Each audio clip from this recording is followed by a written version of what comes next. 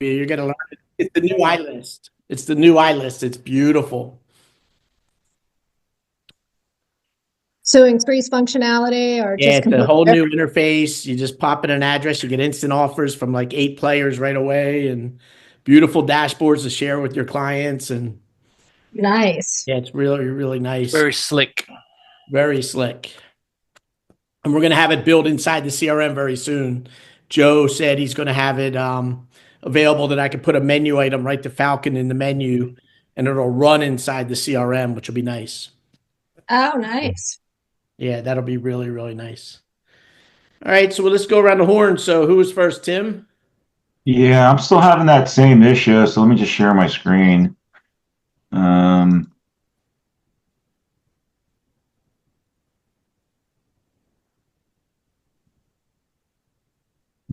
Everybody go. So this guy is Smarty Wang.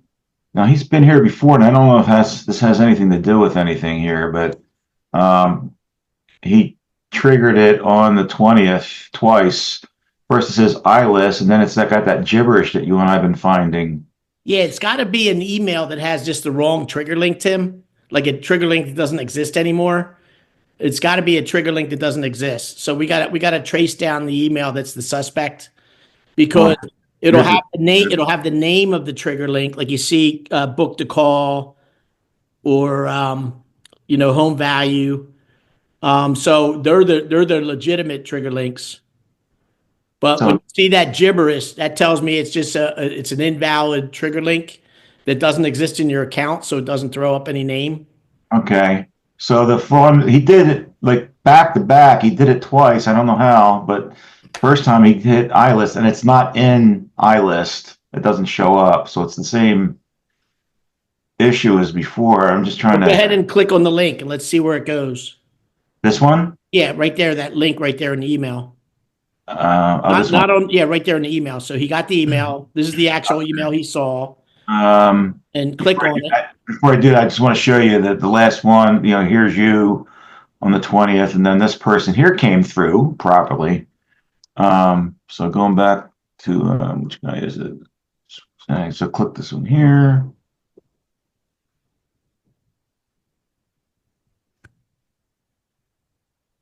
And that's taking him right to the page. Yep. Oh, but look at that. That's weird. Looked like his ad, keep his I keep address. getting that too, What was that, Kathleen? Marty, on some app. Well, the address isn't complete. Yeah, the address isn't complete, Tim. So you got to go back to his record and look at the address. It's all in here. Do you have a postal code? Yeah. Now go down to offers. Go down to the offer details. Click on offer details. Go up higher. Go up higher. Go up higher. Offer details section right there. And grab that whole URL. Does the URL, do you see the zip code in there?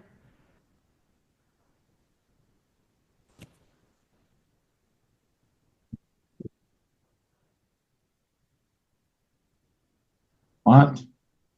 Copy that URL.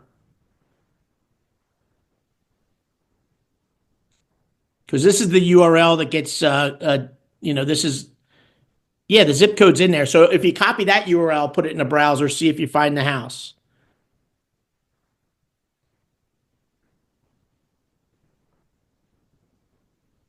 Yeah, see, there's the full zip code.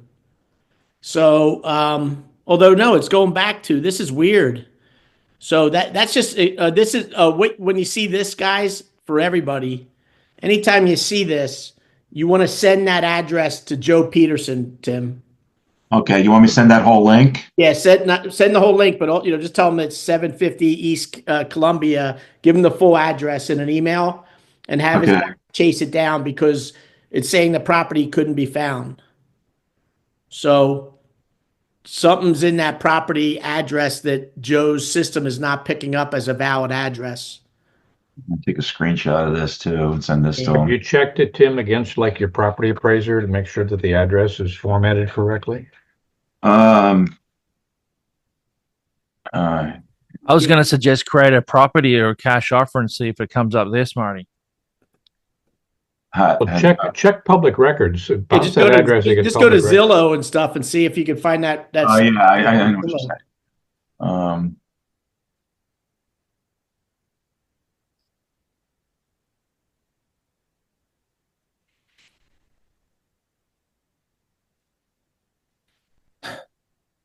Yeah, there it is there. Yeah, so send it to Joe because it looks like it's a valid address. So I don't know why his system's not finding it.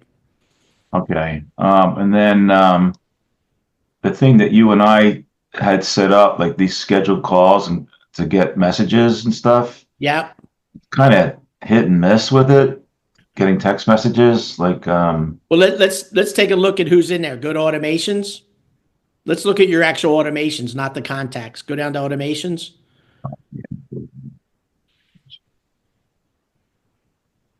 And go into the folder. Go to standard operating procedures. And attempts to set up a call, 0. 0. And yet I do have a couple. Yeah, well, let's look at open that workflow up. Let's take a look at the workflow. Open up the trigger. Yeah, that's why. The trigger's not connected. So go ahead and hit the trigger, click book call, and then hit save, and then save again up top. That's why you weren't getting anybody in the automation, Tim. The trigger wasn't connected to anything.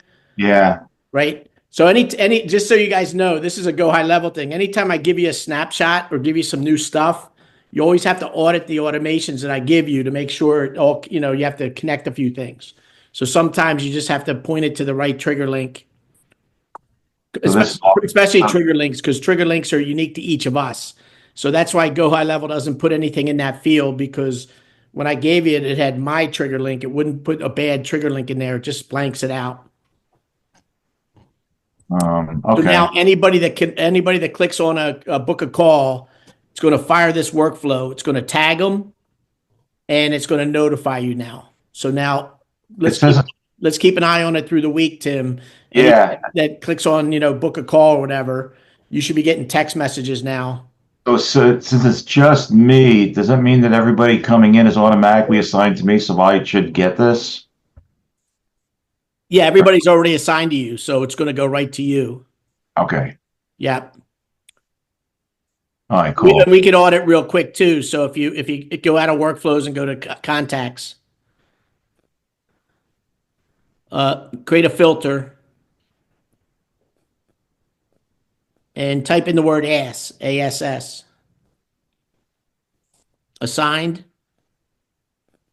is none. And then hit save. All right, so these guys, you have 18 people that weren't assigned to anybody. Yeah, they're random here. Some of them don't even have names. Yeah. These are old ones. So what you could do is you can select all of them and then hit the little robot. Click OK, and then you're going to search for the ASS workflow, assign to user, the second one down. And then you have to fill in an action, just put in assign or something. And then OK. So that's going to take these 16 people and put you in as the assigned person.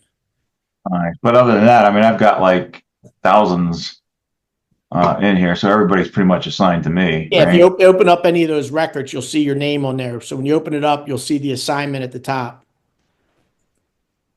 So see the owner at the very top of the screen? Yeah, right there. Okay, so all right, so that's not going to be an issue. It's just now we got that link. Yeah. Fixed. So Okay, like cool. This guy did hit the button, so he clicked the book to call, but because it wasn't connected, you didn't get a text. Yeah, I noticed a few of them. That's okay, perfect. Yeah. I guess I never hit save the last time when we first did this. Yeah. Have that in there. Great, thank you. Okay. So yeah, let's keep an eye on it, but we got to chase down that other mysterious trigger link. That's got to be an email that's just not. Yeah, I'll put together a little email and send it to Joe, and I'll Yeah. copy to you just so you see it. Yeah. Thanks. Okay, Tom. Hey, Smarty, want to review the new buyer lead workflow. Got a couple of issues that I don't understand. I may have a bad value in there. Let's take a look. Let me share my screen.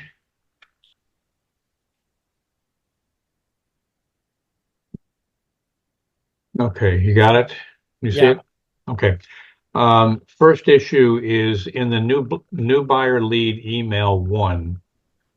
That email, Hit the edit button. open it, okay. Gives me an error. You see the error up here at save? Because Yes. it's telling me that my custom values aren't valid, and I suspect it's this Oh, it's that right there. location. It's that one right there with the location name. That's where. What should that be? Uh, why don't you just get rid of the location name and put Donna and Tom? Just hard coded. Okay. Yeah, just hard code something in there. Okay. All right. That's easy enough. Where should this first link go? So when you click on I'm it, not. It's the buying process. yeah. So there's Uh, a page on your website that's called the buying process. So that's a trigger link that's pointing to your buying process website page. Don't remember having seen that one, but okay. And I changed it because it just wasn't making any sense to me. Watch this home video or watch this video. This Oh, wait a this second. Wait a second. The buying process. Bob had two of his trigger links weren't going to. If you looked at my cheat sheet of trigger links, guys, because I made a cheat sheet of all the trigger links that are in the system. Yep. There was two that I said there's not a web page for it. Bob just made a dub video where he talks about the buying process. I was just wondering. I mean, this is a new email or a new workflow that happens when a new buyer comes into the system. Yep. And the first trigger link here talks about the buying process. The second trigger link talks about new properties that hit the market. Isn't the objective of this workflow to get someone familiar with the website so that they can begin building searches on the website and we can track them that way rather than send them off onto something that talks about how to buy a home? Well, they haven't quite found a home. They're a new buyer at this point. So I was Yeah, I just mean, you can questioning the change, you can flow. change that, Tom. If you want to change that button to say something else and direct them to another page, like the search page on your website or Need a Home, the Need a Home page. Okay. So that way you're driving traffic to the Need a Home, Yep. and then they All can right. their search there. All right. That's what I'll do. And then last one here, this go to. Where does that go? Where Oh, is it that supposed to? the right hand side is just if you go up higher, go up higher. This whole right side is when they don't have an email. Yep. Okay, so a lead came in, they gave you a phone number or whatever, but no Right. email. Got So a skip trace so tag. so it gets skip traced. I track different attempts.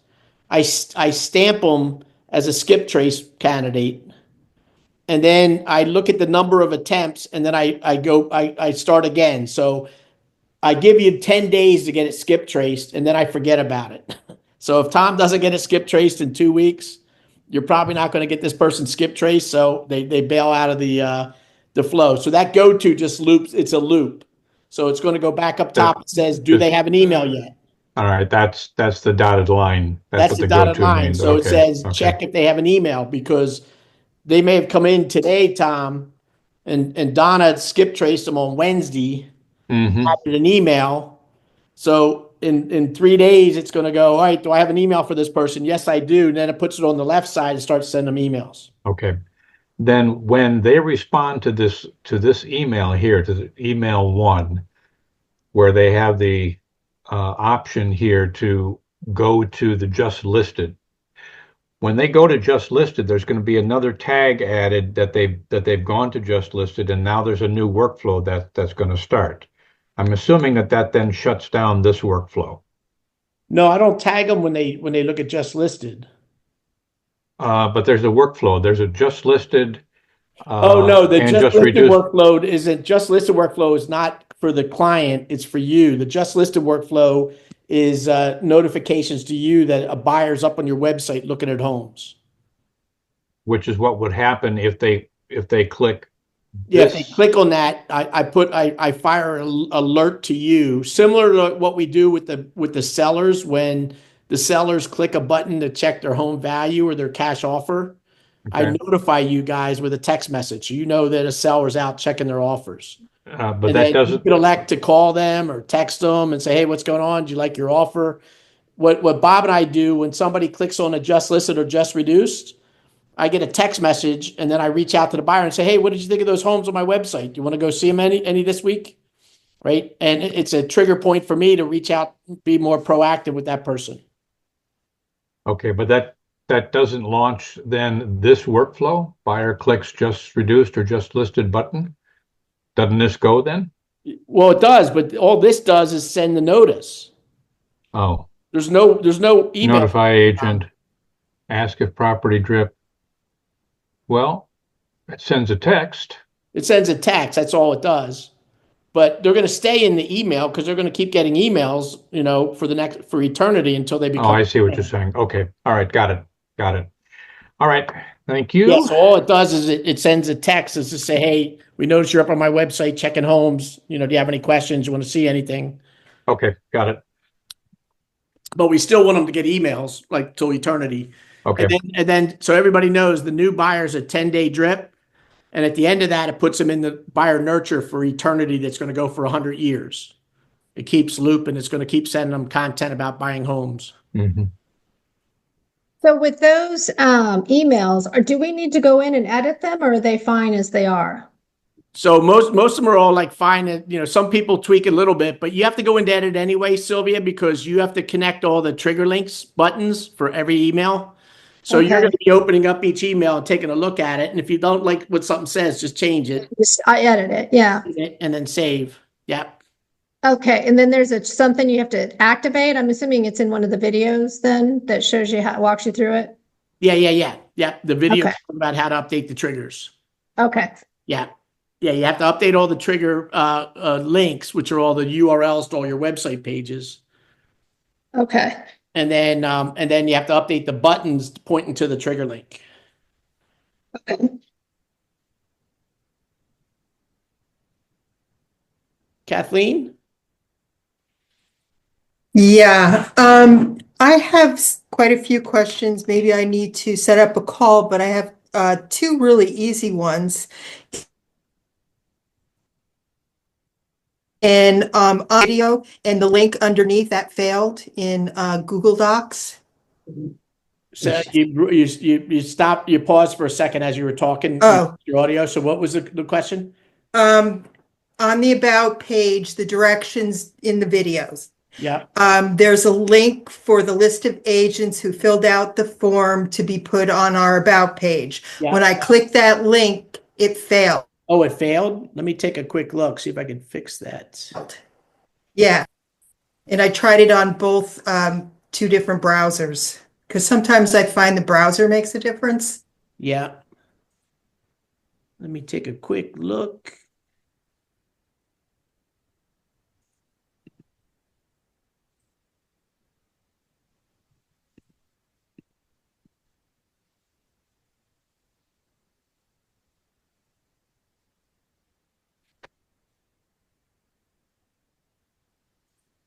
Yep, you're right. That's a bad link. What was I?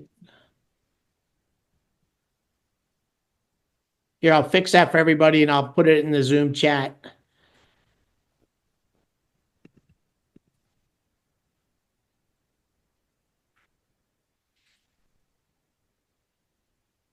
You want to start your other question while I do that? Sure. When I was going to bring it up, but I have to share my screen and I need to make sure I'm in the right spot. So I'll get that ready. All right. Okay. Alrighty, I'm ready to, let's see. Oops. Okay. Buying a home.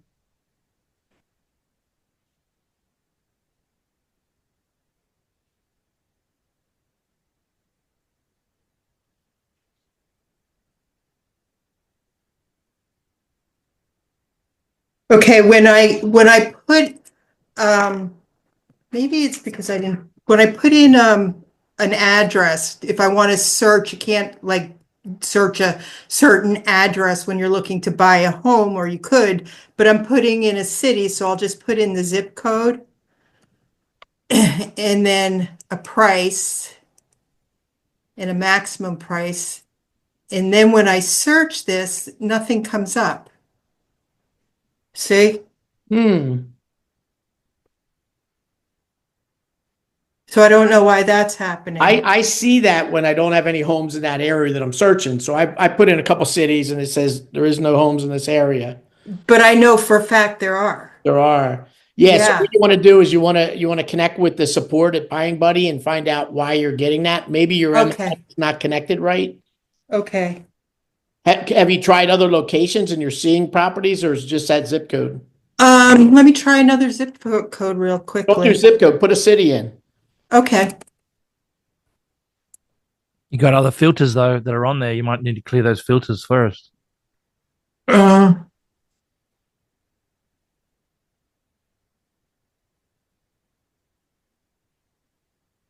Yeah. Let's just see if we get any homes. And if we don't, then it's a MLS connection problem that you have to get with Buying Buddy to just hit search. well, oh, that's right. Sorry.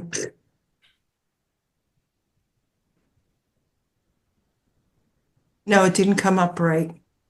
So, Yeah, you don't oops. have to put in the state, just put in the city, clear the page and then the search and just put in a popular city. Well, Beverly's one of the biggest, so Ipswich is kind of small. Typo. Type in Boston or something. Okay. There you go. There's Boston on the list. Click on Boston. No, click on the Boston down on the drop down. Yeah, it Nope. looks like you have a connection problem with your MLS, so you just have to get with Paul Okay. for people. I can do that. And then you can tell me if you want to schedule a meeting with me. I was adding my pixels and it was telling me that in the header, and it's clearly there in the header, so something's not right on that. And I don't know if you want to take the time here. Yeah, let's And then I'm around tomorrow, Kathleen. If we want to grab some time, we'll look at your pixels on the site. okay, so then I can just two other things I can talk with you when we meet up tomorrow. Okay. So I'll just grab your calendar for Yeah, grab my tomorrow. calendar and let's hop on and we'll look at the pixels Okay, thank you. and whatever. But yeah, reach out to support at Buying Buddy because it looks like your connection's not made because you're not even seeing any houses. If you're Right. in Boston or anything. How do I get rid of stop sharing? Okay, good, thank you. Yep. Sylvia? So how do so on your website, you have your big logo in the middle? I didn't see a video on how to do that. Is it in there or am I just missing something? It's very technical. It's not an easy video to do. So we're being very careful who we share that code to because it's super, super technical. Yeah, then don't give it to me, but just No. yeah. Let me show you. So what Sylvia's talking about, guys, and I'll walk everybody through it because if you want it, let me grab mine and I'll put it in yours. This is Jonathan wrote some very advanced code to make it look like that, Sylvia. Have the logo in there to put in there in the Yeah. right color. I just didn't know how to put it in Yeah, there. it's in the code. Oh, okay.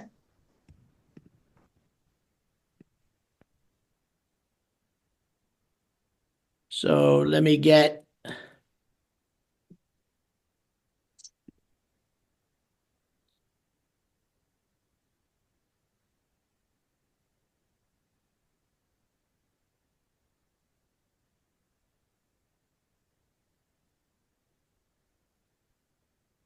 Here, I'll share my screen while we're doing it so you guys can see what I'm doing. Do you want to put mine in? Use mine as the sample The since guinea yours pig. already Yep. does. I'm going to your site.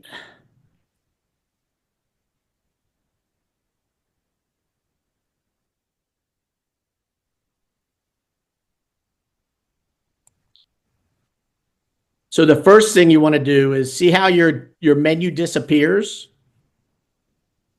Yeah, right? You don't want it to disappear. If you look at Smarty the Realtor, I have a menu that stays the whole time, much cleaner. that's so how do you fix that? And I also did the blue so it looks all seamless Right. and then it scrolls. Okay, so this is a piece of code that we have here. So And my XP looks squished too up on the upper left for some reason. I'm going to get rid of all this stuff.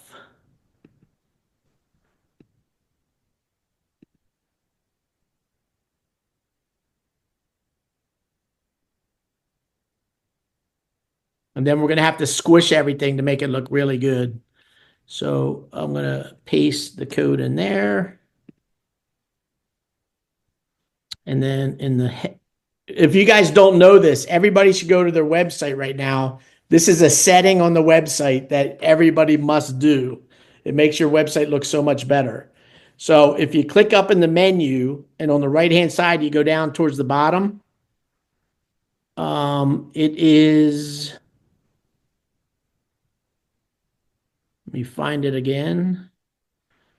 Logo. Wait, it's on advanced, I think.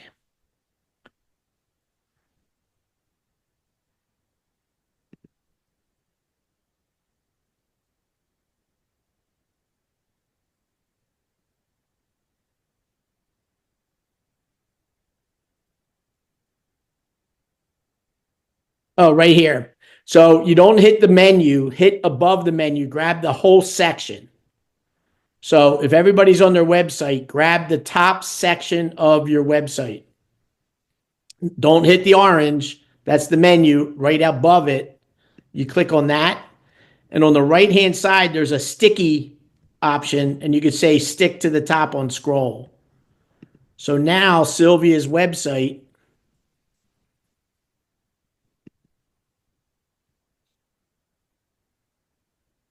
when she opens her website, she sees Smarty the Realtor with the 3 buttons and the blue. And so we got some work to do. So, but this is the start, Sylvia. So now you have the 3 buttons that are going to give the home value and then the cash offer. We got to get the iList stuff in here, right? So, and then your logo here.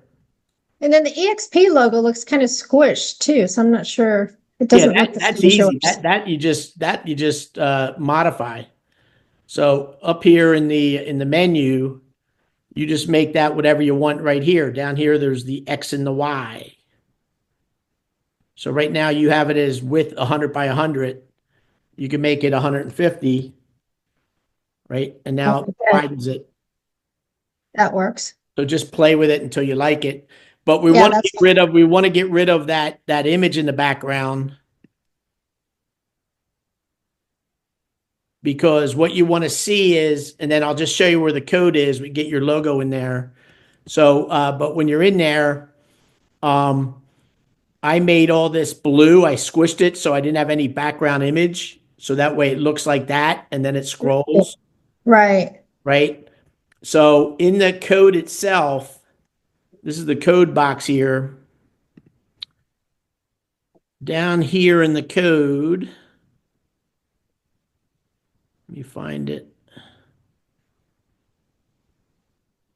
And I'll put this, I'll put a snippet of the code if you guys want to set up your website to look the same. Right here is the logo. Okay. So what we have to do is we're going to save this.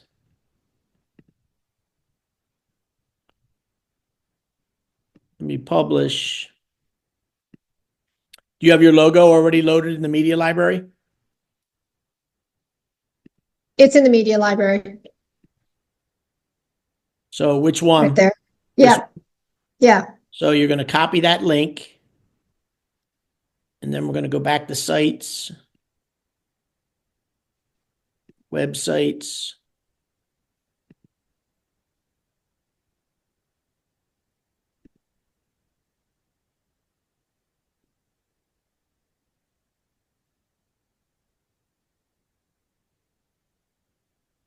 And what we'll do is we're going to edit this code box and go down to where right here, and we're going to copy that.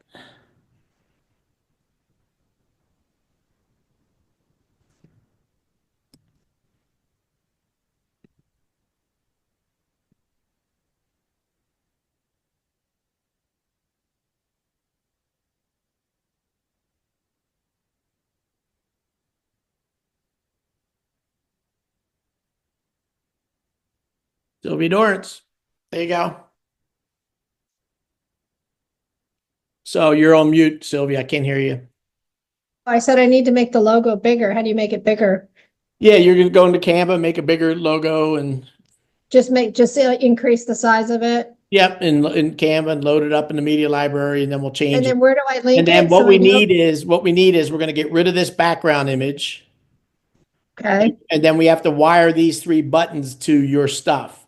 So Okay. if you got Buying Buddy, you're going to have to get the search widget code from Buying Buddy and give it to me. Yeah. And then we paste it inside of the source code.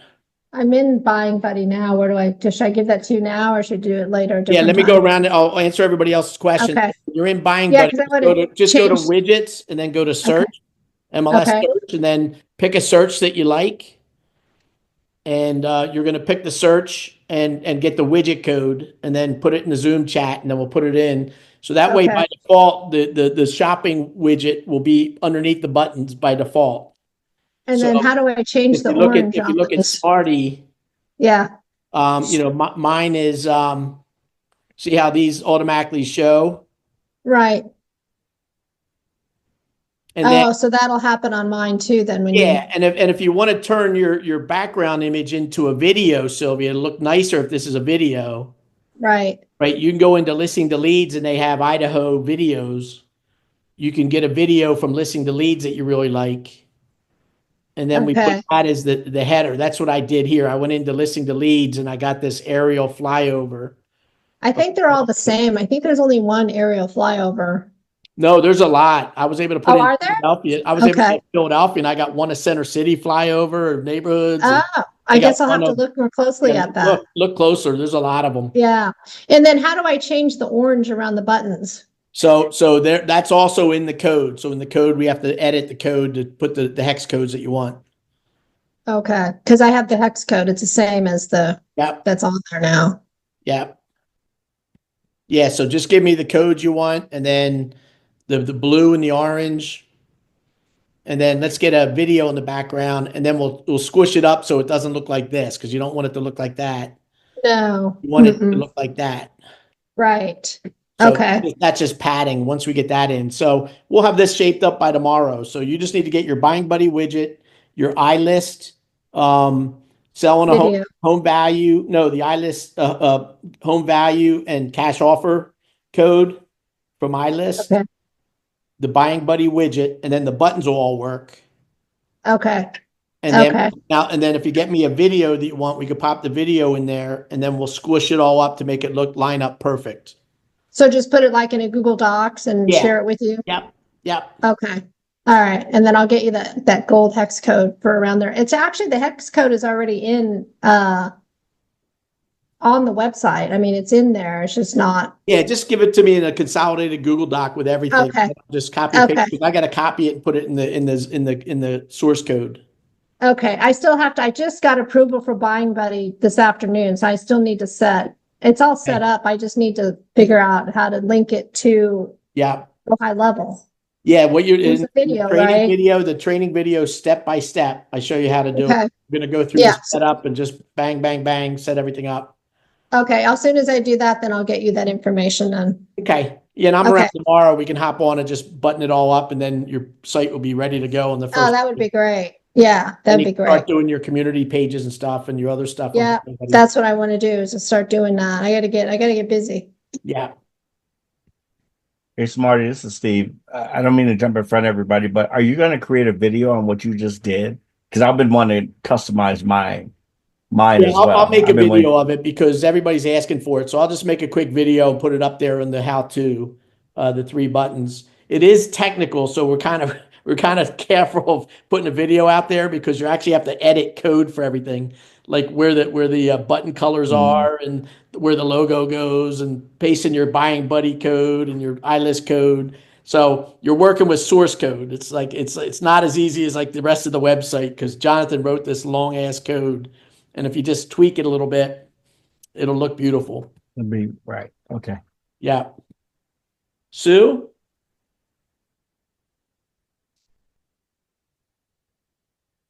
Then we'll go to you, Rob. Can't hear you, Sue. I realized I was muted. Okay. So, I have 2 questions. One in listings to leads, I didn't know you could do a video. Is there a resource on our training that will Oh tell me- yeah, Listen to Leads is it has so much content in there. Oh my God. You guys got to take advantage of it. I use it for everything now, like ebooks and if you come in. I just had no idea it could do that. That's so cool. Oh my Well, that God, was my yeah. question, but Yeah. just if I could see where it is. Yeah, you just come over here to Media Library. And in Media Library, up top, they have stock videos right here. Oh, And they have thousands of videos. You could do Colorado. do Tucson, Arizona. No, Tucson. Tucson. Tucson. TUS. No, TUC, Tuck, and then SON. SON. There we go. Tucson, AZ. Got a Z in there. Might have found it anyway. Look at this. It's got Phoenix, downtown Phoenix footings in the mountains. I don't want Phoenix. I want Tucson. Yeah, But so you- play around with it. They got tons and tons of videos here. All right, I'll do that. All Yeah. right, so the real Sylvia, question I was, just go in and put in Colorado and find out what's in Colorado or Idaho for you. Idaho, yeah, Yeah. no, Idaho. Yeah, I'll have to do that. I haven't been using, I still am using the auto posting for, Look at this. Look at all the Idaho videos. oh yeah. You can find a cool video for your website. Oh, so I can use that instead of the, Yeah, instead of a static image, I like the videos on top of the website. right, so I can just pull a video from iList. Oh, okay. From Nice. the leads. okay, So Oh. I know that the real estate, what is it, the automatic posting, the real estate IA or AI or whatever. Yeah. So I've been using listing deletes to do the auto posting. Are you not doing that? Are you just using the, No, what we're doing is we're staggering them. So Monday, Wednesdays, Fridays, I let the AI talk about all my advanced stuff as an AI agent and all the selling options I have for sellers. And that's my Monday, Wednesday, Friday schedule. And then I drop listening to leads on Tuesdays and Thursdays. And then I do Okay. all my house marketing on the weekends. okay. I was wondering how to break that up Yeah, and you do just that break up instead the of week and do a Mondays. schedule. So that way, yeah, listening to leads will drop homes every Tuesday and Wednesday and ebooks and other content that they give me. I haven't used the ebook. It doesn't drop the ebooks, I don't think, because I Yeah, just you did just the have to auto. select them. You just have to select them in your option. You select what you want in the social schedule. Okay. And ebooks is one of them. So it drops really cool ebooks on my social channel. Oh, okay. Okay. And then so with the blog, are you using the blog then content from Real Estate Content AI or? Yeah. Yeah. Well, I'm doing both. So, because I want to get to 100 blogs a week for SEO. So I'm letting Real Estate Content AI do a daily blog for me. And then I'm doing for every community, I'm doing 5 blogs for every neighborhood or community or city that I'm doing. So, I have like, I'm doing Northern Liberties is my community page. And then I have, the pros and cons of living in Northern Liberties, best coffee shops in Northern Liberties, best restaurants, best places for kids to hang out and have fun, right? So we're coming up with very interesting topics with ChatGPT and writing blogs for all the topics. And then we schedule them once a month for the next 5 months. Are you doing these yourself, or do you have someone helping you? So right now I'm doing them myself, but I'm training my team in Ghana to do it for me. So I just did a training video for them, and I'm going to have them start this week doing the community pages and the blogs. How much So do how they do cost a month? yeah. Yeah, so we'll talk about that. So there's different pricing models they have, but we can get, and then JP is also available if you guys want JP. He's very very economical. So JP is looking for hours. So if you guys want a JP on your staff, we could arrange to have JP be your virtual assistant as well. He's very knowledgeable in all this. But he's not So as you- cheap as Donna. Yeah, he's it's not as cheap as He's in the Ghana. Philippines. Yeah, exactly. So the other thing too is I want to set up community pages on my website. Yep, you got to get busy. So, Get busy. huh? There's a whole training on it. There's a whole training on it, Sylvia. Is there? Because I Oh looked yeah, at and your website and I didn't see 'em. I gave you my template too. So you can just take my template, copy and paste, and I stand up a community in about 15 minutes, 10, 15 minutes, my community's done. Let me see it. So this is one of my community pages I just did this morning.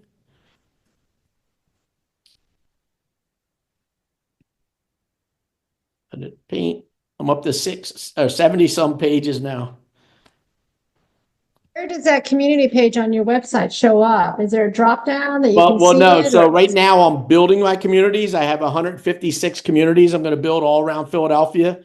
And then I'm going to be building the navigation. Once I get to critical mass, I'm going to do navigation in my menuing system. So there'll be a community menu item. And what I'm going to do, Rob and I talked about it.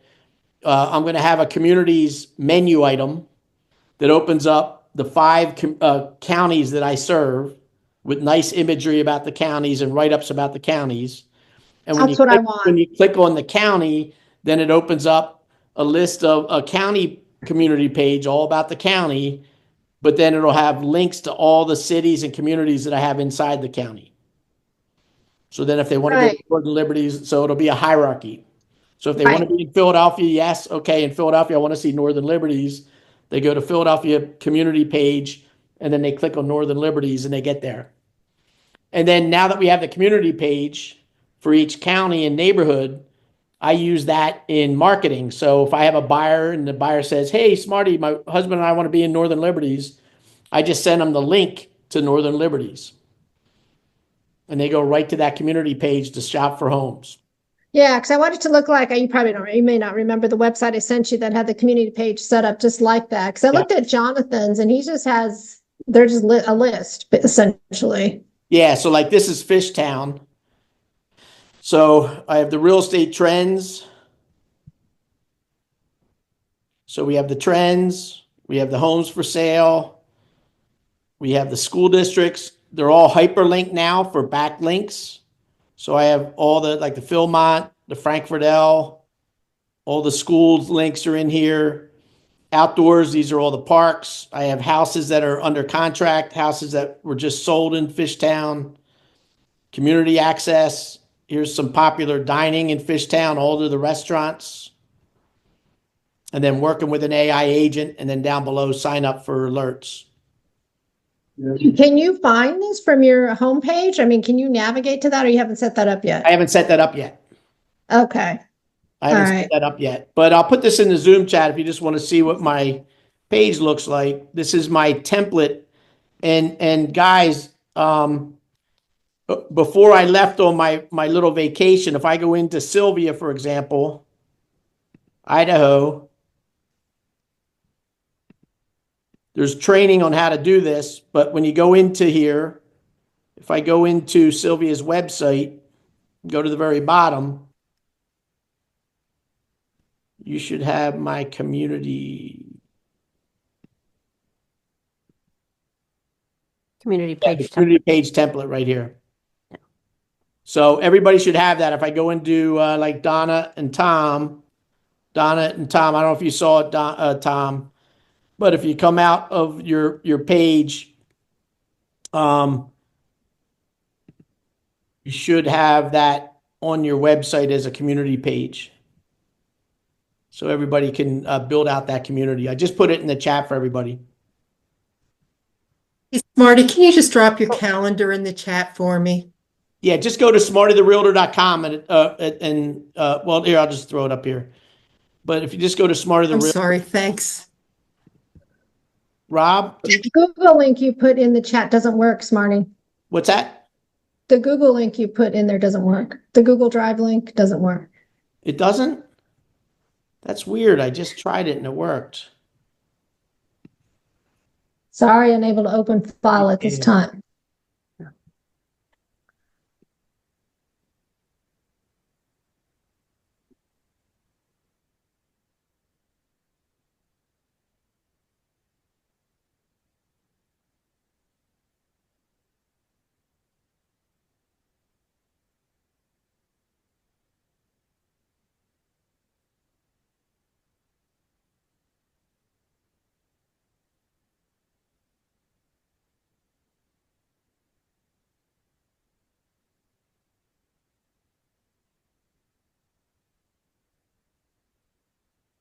That's weird because if I do this, it opens up.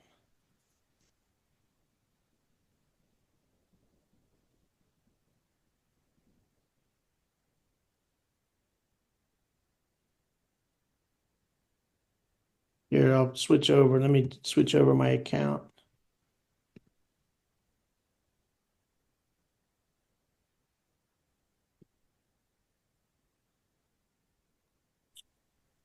Smarty, while you're doing that, I'm going to ask a quick question regarding Falcon. Is there anything that we have to do within iList to use Falcon, or is that automatically It's been automatic. updated Yeah, now? just log into your iList and it's right on the top right. Okay. Yeah.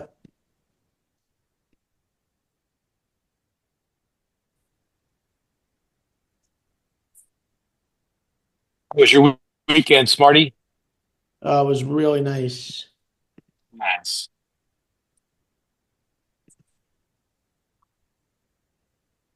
Smarty, I still have a question about the CRM, but I also had understood from a different AI guy that the blogs need to be humanized, that Google will understand if AI writes the blog. Do you have any input on that? If say that again. This other AI guy I follow says that Google can detect if it's AI written, and sometimes you need to change the blogs to make them more humanized.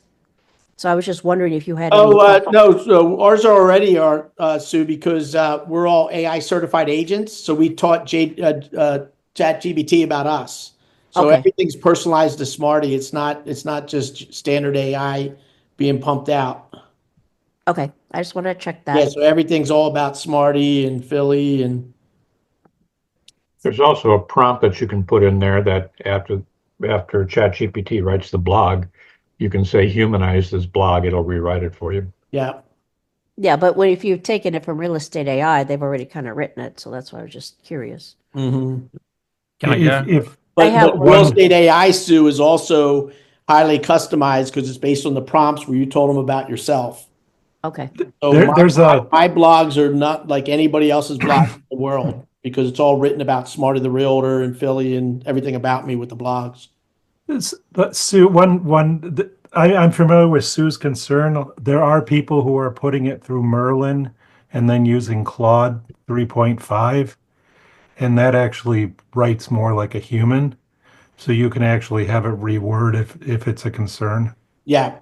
There's also, if you're really concerned with it, there are AI testers. You can test the humanization of anything written by ChatGPT. Just do a Google search on it. There's sites you can go to and you paste the blog in and it'll score your written whatever, letter, blog, book, whatever. And it'll score it, say this is 100% written by a human or ChatGPT. And then you can tweak a few words and then rerun it and says, all right, this is a human blog. Okay. Because you just have to tweak a few words and make it humanized. Okay. What? Mike, Can I Rob, go? I think Rob, you were next, and then I'll go to Yeah. Mike. Already, I never got to finish my real question because we got sidetracked. Oh, okay, go ahead. Real quick. Under social planner, I have an RSS feed, but sometimes stuff comes up that I really don't want to post. Is there any way to control that, like to review what they're going to post before you Yeah, post? so in the social planner, you can say it has to be approved first. It doesn't automatically post. But you have to be careful with RSS because it depends on where your source is. Like I picked the Philadelphia Happenings RSS, which is about new restaurant openings in the city. And when I picked that RSS, they said they only do 3 a week. So for me, I was okay with it. A new restaurant pops up. They talk about. I'll tell you like a war story. So I picked another one in another county, and I wasn't paying attention to the RS. And my mom and all my friends were calling me saying, "Are you now a funeral director?" And I go, "What's up?" And I looked on my Facebook page, and it was all the obituaries of everybody that died in the county. Yeah, but I don't see I where to, quickly had to shut that RSS off and recalibrate.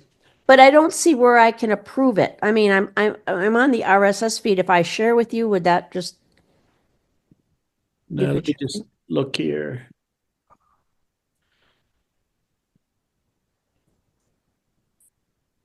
I remember when I set it up, I believe there was the option to just have it auto post or for you to manually Post. Yeah, Yeah. that's what it is. So So if you do that, then you have to do that for all of them, not all of just them. Yeah. yeah. And it's that way for just what you were talking about, Sue. So you can say, oh, I don't want to post about, whatever it is. so I need to delete it and reset it up, and then it'll ask me? Is that Oh, what I you're don't know if you need to delete it, but I just know that if you wanted to have it so that you can review them before they get posted, then you do have to set it up that way so that it's for a manual, not for the RSS feed to just do what it does. right? I just I don't think, see. Sue, it's for the whole social planner. I don't think it's, it may, let's see if it's for the RSS only, but I think it's for the whole planner. And I don't have my social planner set up, so I can only be referring to the RSS feed itself then. Yeah.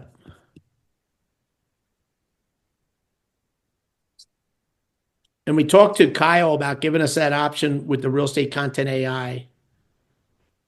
So it can come in as a draft. We could just look at it first before we post it. I mean, that's all I just want to understand is how to do that because there's just some stuff I don't particularly want to post. It's Marty. Can I go? Yeah, go ahead, Rob. I wanted to get my cash offer SMS campaign going again. I've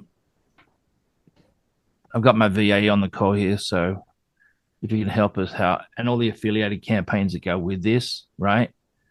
Because I haven't been buying My Plus leads. I want to start buying them again.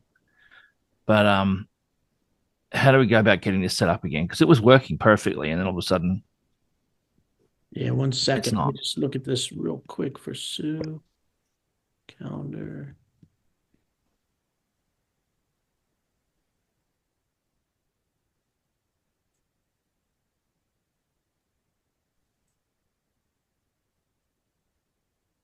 Yeah, there is sections in here, Sue. We'll just have to play around with it. Like click around at a different menu, Sue, at the overall planner. But there's sections. If you look at the content, there's review, there's approval, there's category cues. There's a lot in here in the tool. You just have to play around with the settings, Sue, Okay. and see if you could find a section that says, "Hey, I want to approve all these before they post." All right. Okay. Thank you. Yeah, I'm just looking to see if I can find it real quick, but I know it's in here because when you go to content under social planner, you'll see on the left-hand side, there's a review menu, there's a approval menu, the RSS menu. Yeah, that was the problem. I wasn't finding it, but I'll Yeah. just look and then. Okay. Then they have options for post reviews. Yeah, there's a lot in here. So I bet it's somewhere in the settings. So play around with that setting. So Rob, what tell me what's I just need to happening? get the SMS campaign going again. It's dead in the water right now, and I want to know. Yeah, so all you do is you don't put it here. So is it turned on? It's not turned on, Rob. It's Not turned on, but it's not going. I don't want to turn it on without it working. no. Turn it on now. Turn it on now. It's not going to go anywhere because it's not hooked to anything. There are people in it. And then go back to workflows. Did you already add it to your campaigns? Not your SMS campaigns, but your major campaigns. I'm not sure. So go down Oh, to motivated sellers. Where do you have people in there? I see people in expired listings. okay. So turn this one on So that should already be on. Oh, you have them all off. Why do you have them all off? because they're not. The links are broken and all that. So I got to go through and fix all the links up. So what you have to do to wire in the SMS, you have to add the SMS step at the very top. So hit the plus Yeah. sign. Search for workflow. Add to workflow. No, type in SMS. No, in the search. SMS, and then pick the SMS you want to put them in. I guess it's this one. Yeah. And then hit save at the bottom. And then save at the very top, Rob. No, don't get out. You didn't save. So now anybody that comes in this automation now is going to get thrown into the SMS as well. But I want to make sure everything's working, like everything's correct, and these buttons are all working. Yeah, you got to get your VA to go through the training, Rob, and just get all the buttons, make sure they're all audited, make sure they're pointing to the right trigger links and stuff. But what other campaigns are these associated with? Oh, you got to go through all the like watch my training in the course. Have your VA go through the training, Rob. And what I said in the training is only focus on the automations that you have actual sellers in, right? And buyers. So if you're not doing any divorce marketing right now, you don't have to update those divorce links, That's fine. emails right now.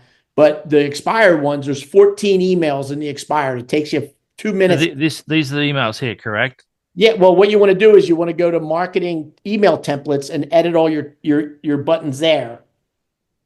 So if you watch my video, I walk you through what you have to do. You have to go to marketing and then templates up top, email templates, and then you find the expired folder. You open the expired folder. Every folder has 14 emails. Okay. You're going to open up each email. You're going to look at the button, make sure it's pointing to the right trigger link. If it's not, you're going to set it, and then you're going to hit save, and then you'll go to the next one. Okay. So when you click on that white button space there, on the left-hand side, it tells you where it is. That's Let's Talk. See that see the button text up top? That's the button that says Let's Talk. It should be This one, right? It should be pointing to your book a call trigger link. Yep. So that'll be the expired ones, but it sets up other. If they actually click on some of these, then it sets off another campaign. So that's what I want to make sure that just the expired campaign and affiliated campaigns are all set up correctly. Well, step one is you want to make sure all your email templates are pointing to the right trigger links. So when you get an email and they click a button, they're going to the right place. Yep. If that's not done, it's not worth doing any marketing. They get an email from you, they click a button. Well, that's why they're all turned off right now. If they get a 404, can't find the website because there's no trigger link, or it's a bad trigger link, then you're going to have a bad experience for the seller or buyer. Yep. So step one is get all your trigger links filled in. Step two is edit the email templates pointing to those trigger links. And then if you want to wire this SMS, we just wired the expired to the SMS. So now when expired comes in, they'll get a text message as well as an email. And some of those are going to click home values in that, and that sets off another workflow. So the other workflows are not for the clients. That's what I was telling Tom earlier, Rob. There's workflows that are designed to notify us when things are happening in your marketing. So when a seller clicks their home value, or their seller hits their cash offer, or a buyer clicks on just listed or just reduced, there are automations that are going to send you, the agent, a text message and says, Mary Smith just checked her cash offer. Okay. I got one the other day, and it was because I had clicked on something and it just didn't work. Yeah, so you had to audit those. Actually, here it is. This is one of them here. That's if you clicked on an email, then you're not going to, if the trigger link's not set, Rob, it's not going to work. So click on that button. Let's schedule a call. Click on that button.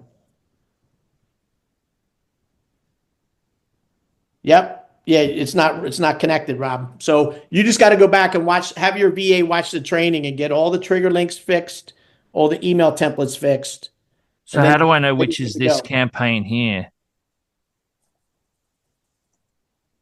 How do I know what campaign this is? Because No, the don't expired. worry about don't troubleshoot it here, Rob. Uh-huh. Follow the training I did. You're going to go to automations. You're going to say, all right, these 3 automations I have sellers.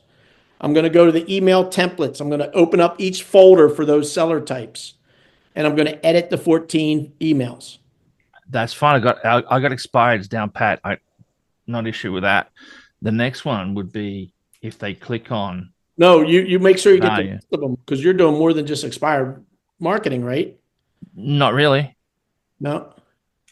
Just expireds. And then if they click the home value, there's another workflow. So Which what workflow is you that? want to do is you want to go to sellers, go into the automations right there, go into that Yeah. folder, the folder right there in front of you. Yep. Go down to sellers. And then there's 2 that say checked This home is it here. values. Yep. So open that up. You want Yeah. to go up to the very top and click on to the very top, look at the trigger. Home value clicked. Yep. Okay. Click on it. Okay. And it's not set. See on the right-hand side, it's not set. So this is Okay. where everybody has to audit those 2 workflows. So click on it, type in the word iList, and pick which one. This is the home value. Yep. Yeah. So pick home value. Hit save at the bottom, and then hit save at the very top. Now this workflow is going to work forever, Rob. It's all set perfectly. So get out of Okay. this one and do the other audit. You want to go to the other workflow, Which was which is the home value cash offer. The home value checked home values. 4th one down. Okay, this one here. Yep. Open it up. It's crashed.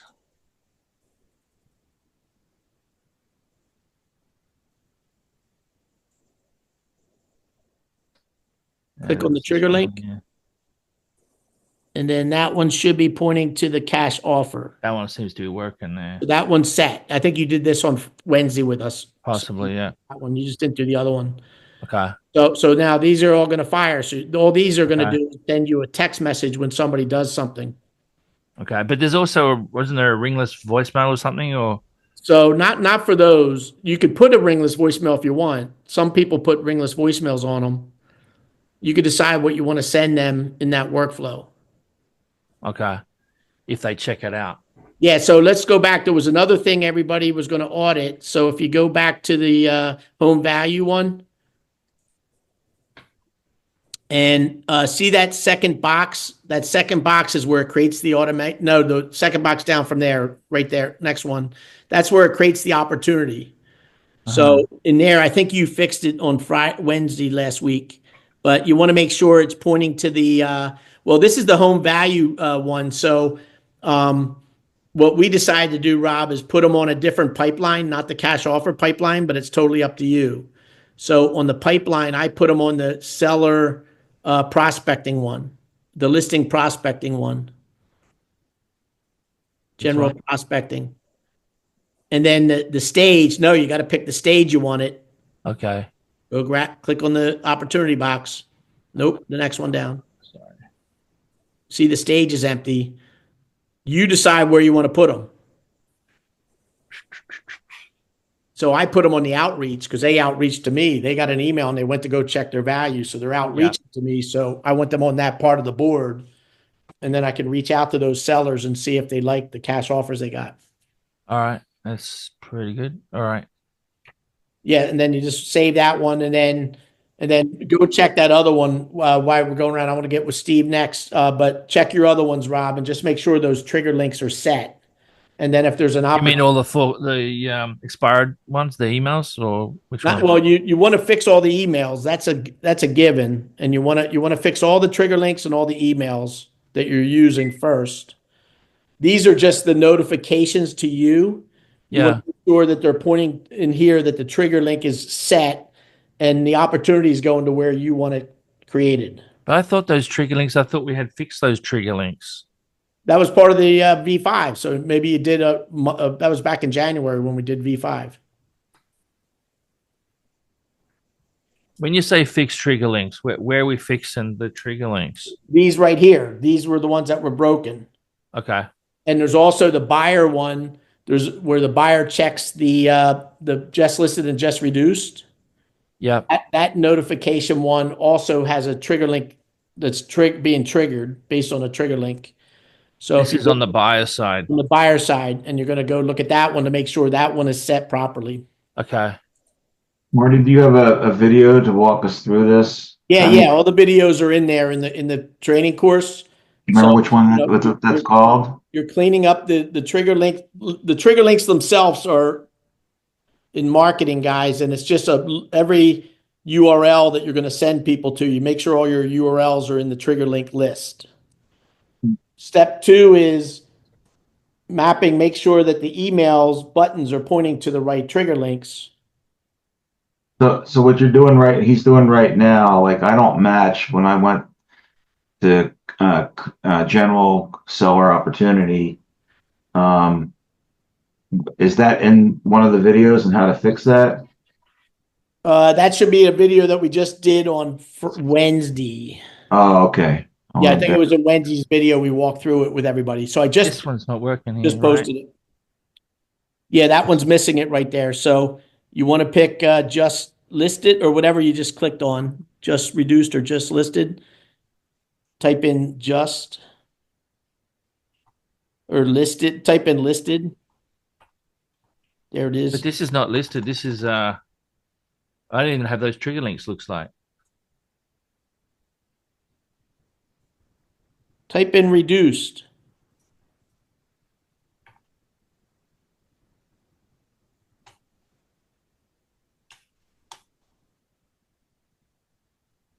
Did you delete them? No. I didn't get them. Here, after this call, I'll put those two back in your system. Then I could pop them back in. You're just Okay. going to need to go to trigger links and set your web pages that you're sending them to for those, whether Okay. it's on our website or KV Core. But you need to have a destination, and then you're going to need to update this. I Is had there that anything else? same problem as well, Smarty.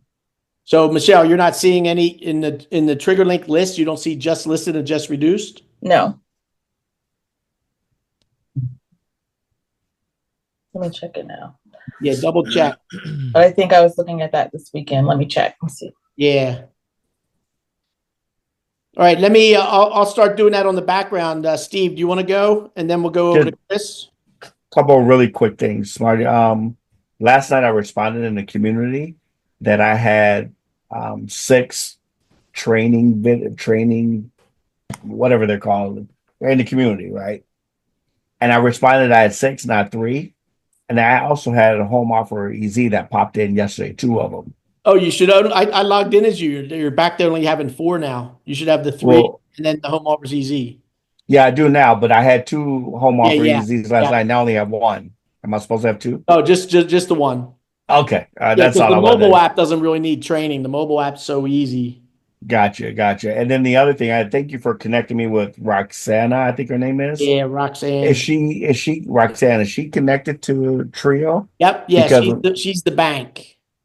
when I went, because her site doesn't say anything about rent to own, it just says apply for a loan. Yeah, no, that's all it is. It's just applying for a loan. Okay, and they'll walk people They through, get or you- how do yeah. I? They get you approved based on your income and your credit scores to either get a mortgage or get into one of the rent to own. Okay, because my client's already been approved for a loan, but she's hesitant, so I was going to try and walk her through the rent to own thing. But so I don't know if she'll help me. Roxanne helps me. Well, if she already got approved for a loan, then you don't need Trio. Well, she's backing out, so she's got cold feet, and she's got anyway. So, okay. I mean, I'll talk to Roxanne and see what we can do. Hey, Yeah, Steve, Yeah. give me a call too. And let me just kind of throw this out there. So I've dove into Trio pretty deeply, along with one of my lenders that knows there's multiple programs kind of under the same different brands, but that same, you know, Indian Concept. reservation program. But the difference, they can get in with a little bit less money, but say they got a 3.5% down loan. But there's fees on top. So like say 6%. If you can get seller concessions, that can cover that. But those fees, they don't get credit for that. Like it's kind of a loss thing for them. With our program, we ask for 10% upfront, so it's more, but we give them full credit for that. So that's going towards their down payment, their closing costs, equity. So that's kind of the difference between what we do and what Trio does. So Trio's a great fit for some people, you know, that maybe don't have the 10% and don't mind missing out on that 6. No, I appreciate that. No, she's great. She's got she's got the money. She wants to go conventional. I can't talk her to FHA. So she's got the money, but she is scared all of a sudden on pulling the trigger and buying a house. It's just, so I was going to talk her into rent to own because she wants to wait 2 years or something. So, Why? you know, I have no idea and I cannot convince her. So I was going to try and give her another option. Yeah. Sounds like she wants to pay more for a house. Yeah. If you show her rent for own, then she'll be back on the buyer. Yeah. She'll want to be a buyer again because the rent to own, that deal like Trio, for example, if the going rate is 6%, Trio takes the deal and they make the payment based on 8%. 8%, yeah. Right. And so they hit it with a premium to the rate. So if she doesn't like the payment now at a conventional, she's not going to like the payment with Trio. You'll chase her back into being a buyer. That's all. Well, I hope so. This is weird. I usually talk people out of doing rent to own. Now I'm finding myself talking to her and say, hey, maybe you want to think about it, but I appreciate it. And James, thank you. I will give you a call. Yeah, they throw those other areas. That's why you got to go to James and go to his rent to own program. But you need the money to put down. Chris?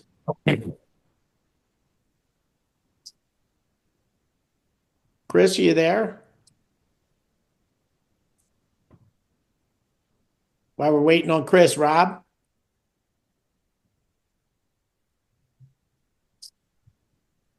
Rob?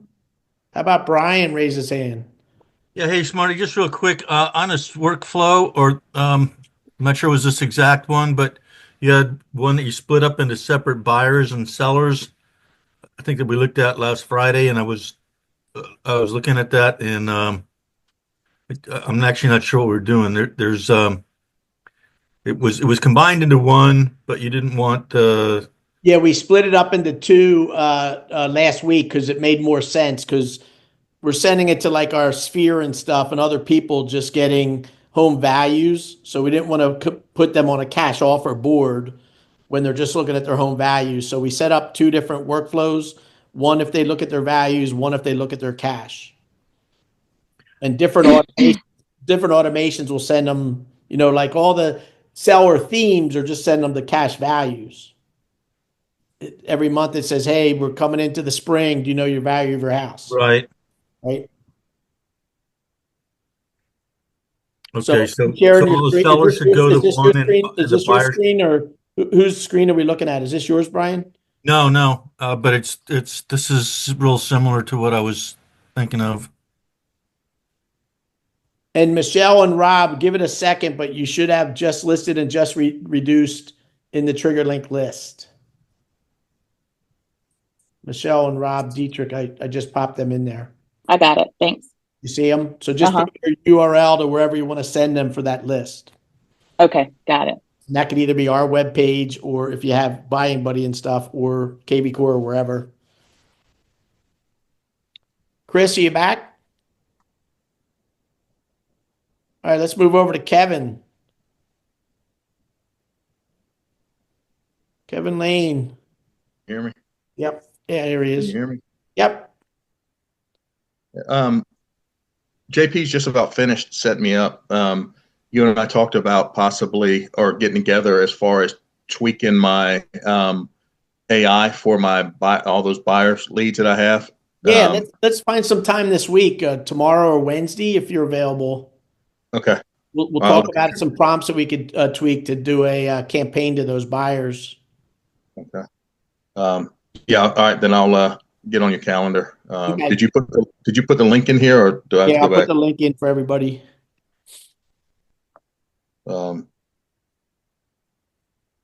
Where's the link at? Is it? I didn't see it. 1 second. For starters, let me go back into here. So try this link for that Google Drive. See if everybody can open that one up. That's the link to the list of the agents. This is only for the people that participated in the about page, like where we're starting to add all of us to our own about pages so we could have like a cross link. That's a Google Drive with the list of agents. Did that work, Sylvia, or who had trouble opening it up? I think it was Sylvia. Yeah, it worked. So do we just add our name to this then, or? No, you don't want to add your name. You want to add yourself. I'm going to be updating this list as you guys keep adding yourself to the list. So I'll give you the form to fill out, Okay. and you want to fill out the form. Something I did, I'd gone through and I grabbed everything, put it into Chat GPT, and I said, hey, rewrite this to 400 characters. So That's what I did, everybody's- James. Yeah. So if you do that when you add yours, then we don't have to go back through and do that. Yeah, what James is talking about is one of the fields that you're doing, Sylvia, is your bio. So some people's bios were very wordy and some were very short. So on my website, I 400 wanted characters. everybody's bio to be the same. So Okay. whenever So you 400 wrote me, characters. Sylvia, I went in and said, ChatGPT, make Sylvia's only 400 characters. Boom. And everybody was 400 characters. So now on my website, it's all uniform. Okay. So just put when you give in the form, just make sure it's 400 characters. Yep. So the link I just put in there is the form you fill out if you want to participate in the program, guys. Okay. So you fill out the form. It's going to ask you for your phone number, your email, your website, your city, your bio, your circle picture. You're going to upload your circle picture because we need your picture Perfect. for our website. I just pasted an example of mine. So if you scroll down, you can see everybody that was in there first. So I'll have to go add the more. Yeah, everybody why don't else. they come in? Meet Yep. James and the team. That looks great, James. Yeah, thank you, Smarty. Thanks for the That guidance. looks really good. Another tip too, if you put your profile photo, make sure it's square. Otherwise, it ends up being like oblong. So I had to go through and kind of tweak some things. So are we supposed to add these in ourselves then, Smarty? Yeah, that's the whole idea, Sue, is as you're building your website. If you want to, I made it totally optional. Oh, I want to. But see how James on his website has an about page? Yeah. And then he has meet James and the team, it has his bio, and then here's all the agents on his team across the country. And Can't then we just get a copy of that in ours and then we I can did. Everybody has it. Oh, we do. Yeah, No, you but I have mean it. with all the names and bios Well, I in here. gave you It looks like it's this. Sylvia now because you want to decide who you want to put on your page. So you just Okay. grab it and all right, I'm going to put these up here and these next. So everybody's going to design Okay. the way you want, right? Okay.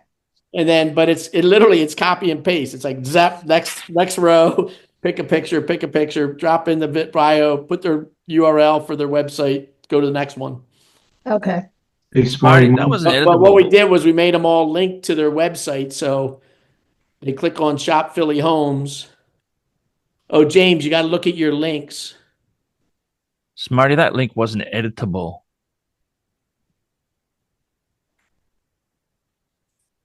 The What links website. weren't working?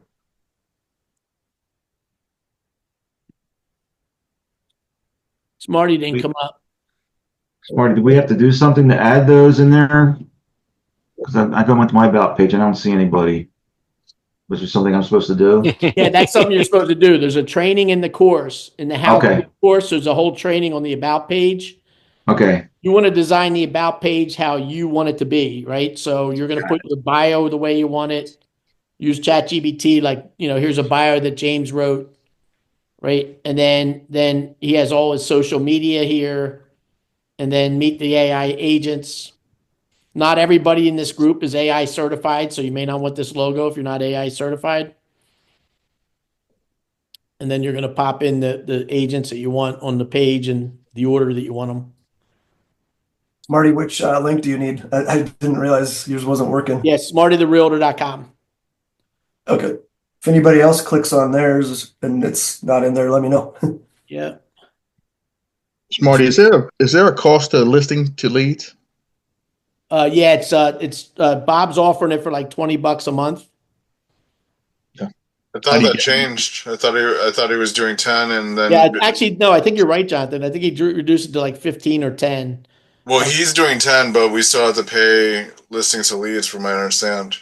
I Discounted rate. haven't changed it yet, but And where do you go? We're not Where do you paying go? 2 people though, Jonathan. So if we switch over to listing the leads says to Bob, we got to start charging 30, then he'll just charge us 30. Okay. Well, the last a couple Wednesdays back, he was saying that we were gonna. Anyways, it's fine. Yeah, Scott over on Listen Leads hasn't put the gamut down and said you have to do it yet. The 2 weekends ago, or at least 2 weeks ago, Bob said that he's holding his breath because Scott hasn't made any decision yet on if he's going to make them update or make us pay more. So Scott just needs to. that could have changed this week because Scott could have sent him an email today and said starting now you have to charge 40 or whatever. So we're waiting on Scott. Scott just needs to stop trying to get a Ferrari. Yeah. Yeah. Where do I go to get that? Where do I go to get for the link to purchase? Oh, so you're going to go to, I'll make an introduction. Bob Milloway is the guy that has the special deal with us. He's got an enterprise account that he's opened it up for everybody. Okay. So I'll make an email introduction to Bob. Actually, no, I don't even have to do that. I think he gave me his link. Let me see if I have his link. Marty, do you know if there's any way to get Bob's information off the listings to leads once you go under his account? Because his name always shows up. Key factor you can't. That's the one key factor you can't. Yeah, I didn't know that when I signed up, and I was like, okay, this guy's at the bottom of my listings to leads, but yeah. So, because he's technically a lender sponsor for you, but I mean, he's not trying to get your leads. Marty, I fixed your link. I missed the P in HTTPS. There we go. Yep. How do we add ourselves to that about us Excel spreadsheet? So I put in there's a form you fill out if you guys want to participate. The link to the form is in the chat window.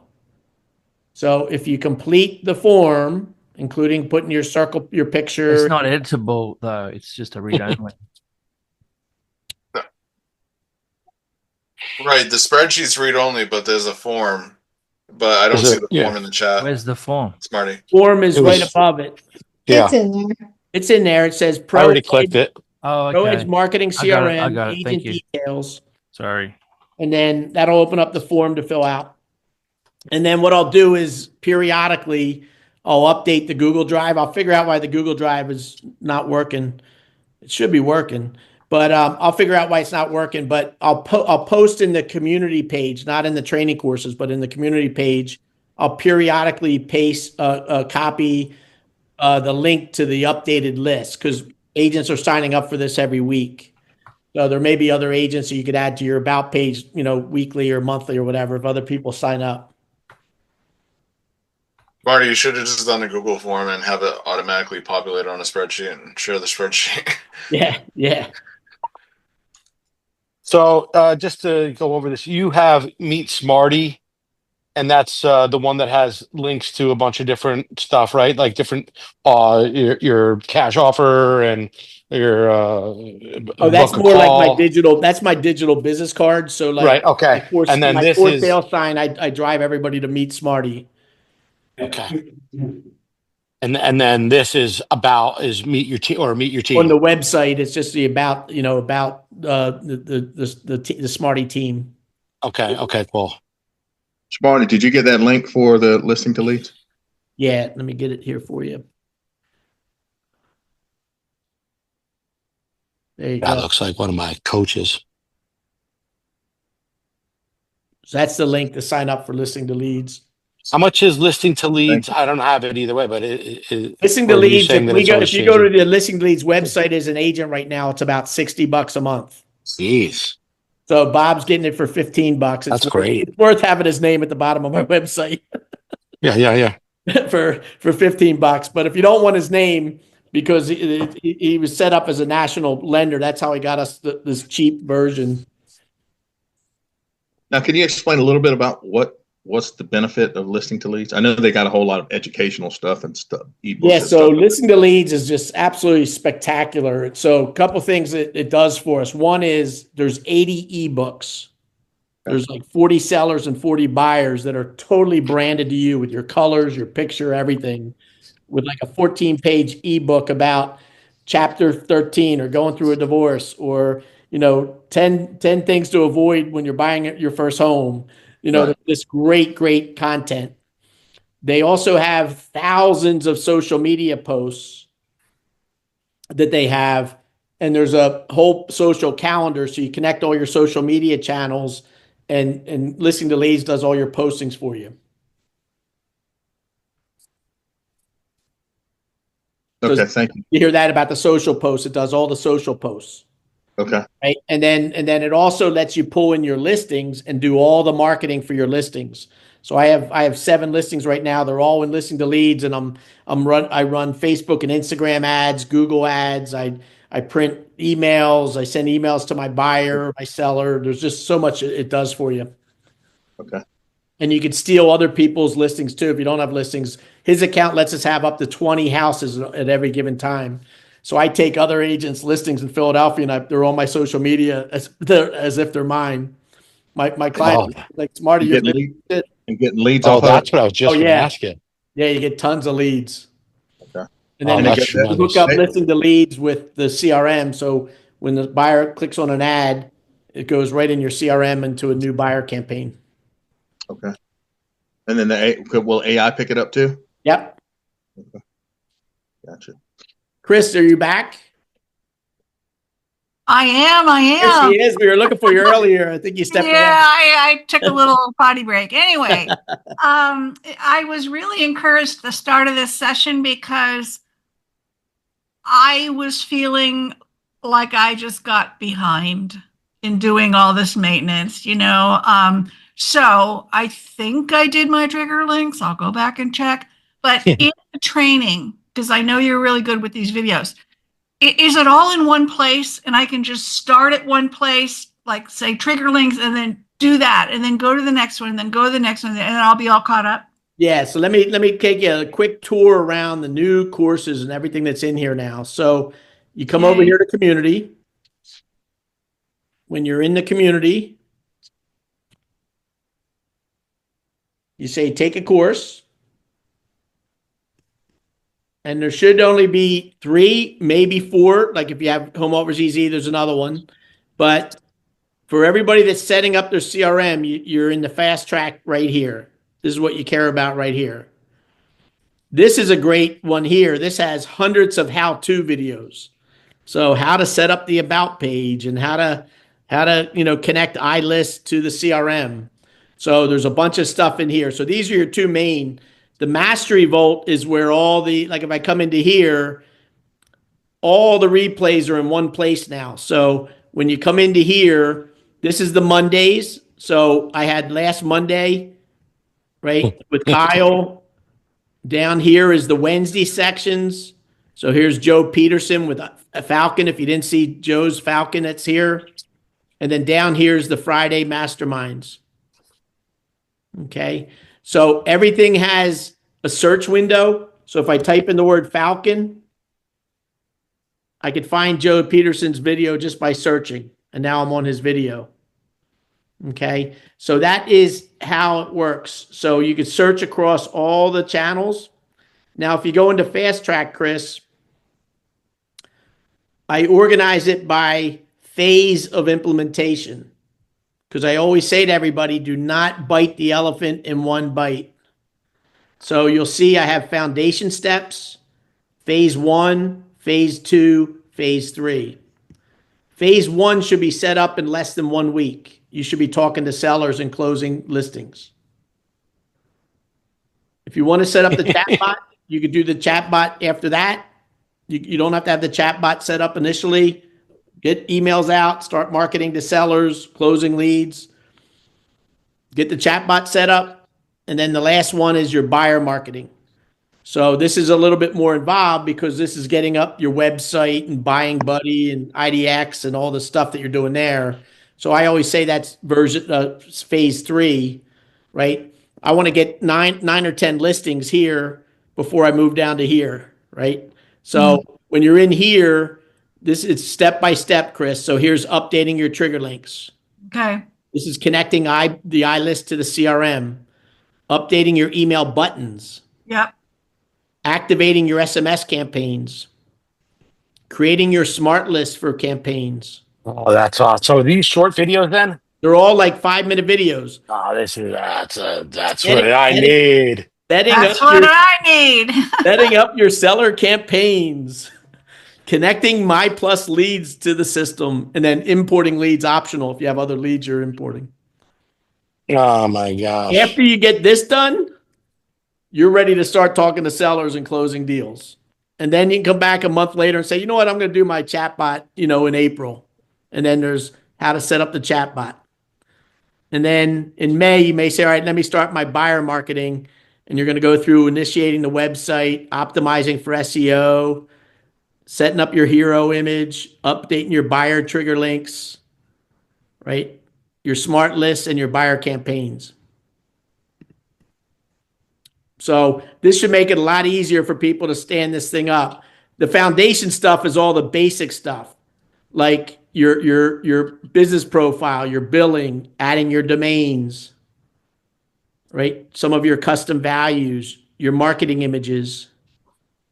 And then down here, if you don't have your phone set up, these are how to get your phone set up, how to configure your phone, how to get your email set up, how to get your calendar set up.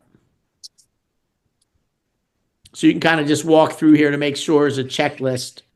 And I made a checklist in the community. If you want to, it's a Google Doc. It's like a checklist. If you just want to audit yourselves, say this is done, this is done, this is done. Oh, I didn't get this done. So that way you kind of have a roadmap of what you need to get done, later on. And where is that checklist? So it's right in the community. So if you come over here, the community has a ton of stuff in here. So you get to the community. When you first log into the ProEdge community, it's called Join a Group. And in Join a Group, this is where everybody should be busy. Like Jason just made this post this afternoon. I got to respond to it, but everybody responds. So we get lots of comments. Everybody's commenting on these posts and questions. So if you have a question, post a question in here and you're going to get answers from people. Okay. How do you get there, Sporty? I mean, right off the main menu. So right on the main menu, it's called the ProEdge community right here. Okay. Thank you. Okay. So when you're in there, at the very top, I have the featured posts. At the very top, there's the weekly scheduled events, but you could also get the events right here at the top. See the menu up here, it says events. Every one of our events is in here on the calendar. So if you want to take, Wednesday's marketing one, which is on the 26th, you click on it. And down here, you can say, I have Google, Apple, Yahoo, Outlook, and you can say, add it to my calendar.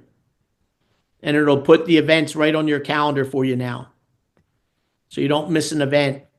Now on the discussions, here's my trigger link cheat sheet. So if you have any questions about what should go in this trigger link, download the cheat sheet, right?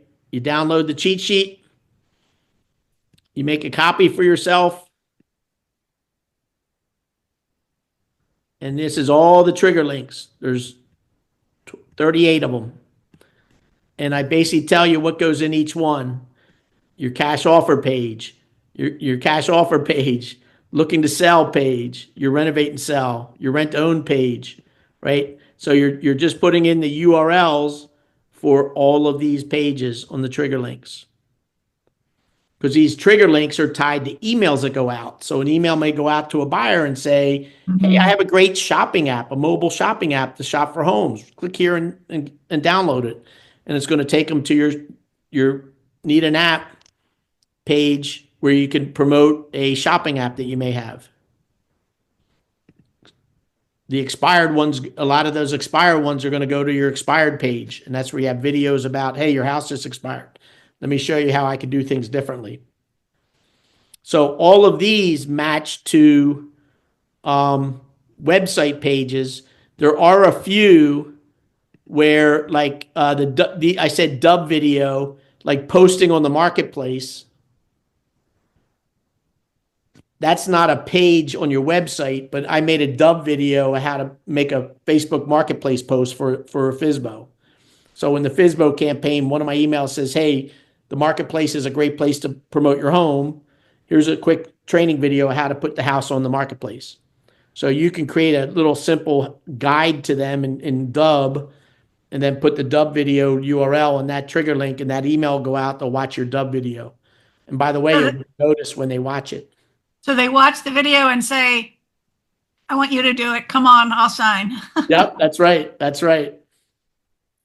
Yeah, I pick up a lot of communication with FSBOs because they love the content I'm sending out, all this training videos for them, and I'm giving them complimentary. And James has actually stepped it up even more because now he has a bunch of freebies on his shopping cart. So on the storefront for a FSBO that we drive traffic to, we have InstaShow, which will be Friday. You'll get to learn about InstaShow on Friday. But Kubicasa, putting it on the MLS, helping that FSBO sell their house. And the whole idea is 7 out of 10 of them are going to list the house with you at some point. So you're helping them along the way, and you're going to be the top of mind when they go to make that decision. Hey, Smarty, we were literally talking about that on our team call today about FSBOs. How are you hooking them? Are you hooking them on emails first, and then are you nudging them with text? Because, the whole warming email aspect, and, FSBOs are a different animal because they're, the natural distrust and a bunch of different things going on. But just how are you hooking them on the? I get a lot of traffic from my emails. So those emails, they're going up to my site. I get a lot of traffic, and I see a lot of dub videos like that. That marketplace one has a ton of views, Bill.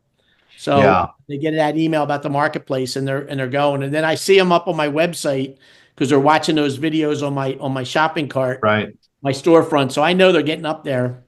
They're getting those emails. Well, I think it's important, and especially in this climate, to have that warming email, Absolutely. instantly. And because carriers are still being carriers, Yeah, they're getting tough. servers are still being servers, regardless of policies. So you want to make sure and test, but make sure your emails are landing in those inboxes. Yeah. Okay. Yeah. Smarty, how are you getting them on MLS without a listing agreement? So I still do a listing agreement with them, but it's a flat fee listing agreement. And is that on your site that I can look at it? Because I definitely want to update my that page that has the shopping cart. Yeah, so I do have in the how-to, I have a how to set up the FSBO site. Okay. And then could you just go over briefly, like, is yours free, or are you charging? You're not putting them on the MLS for free, are you? No, I don't charge. I make them pay for the MLS. Okay, all right. Yeah, so there's a whole training on here. If you go into sites, well, let me go to Smarty here. Because I updated the site and then I ran into that cart and I was like, oh my gosh, this is. Yeah, it's a little bit more, but do that more as a phase 4 or so. Because it is involved, right? It doesn't take long, but if once you're basically, this is the page. The storefront's already built.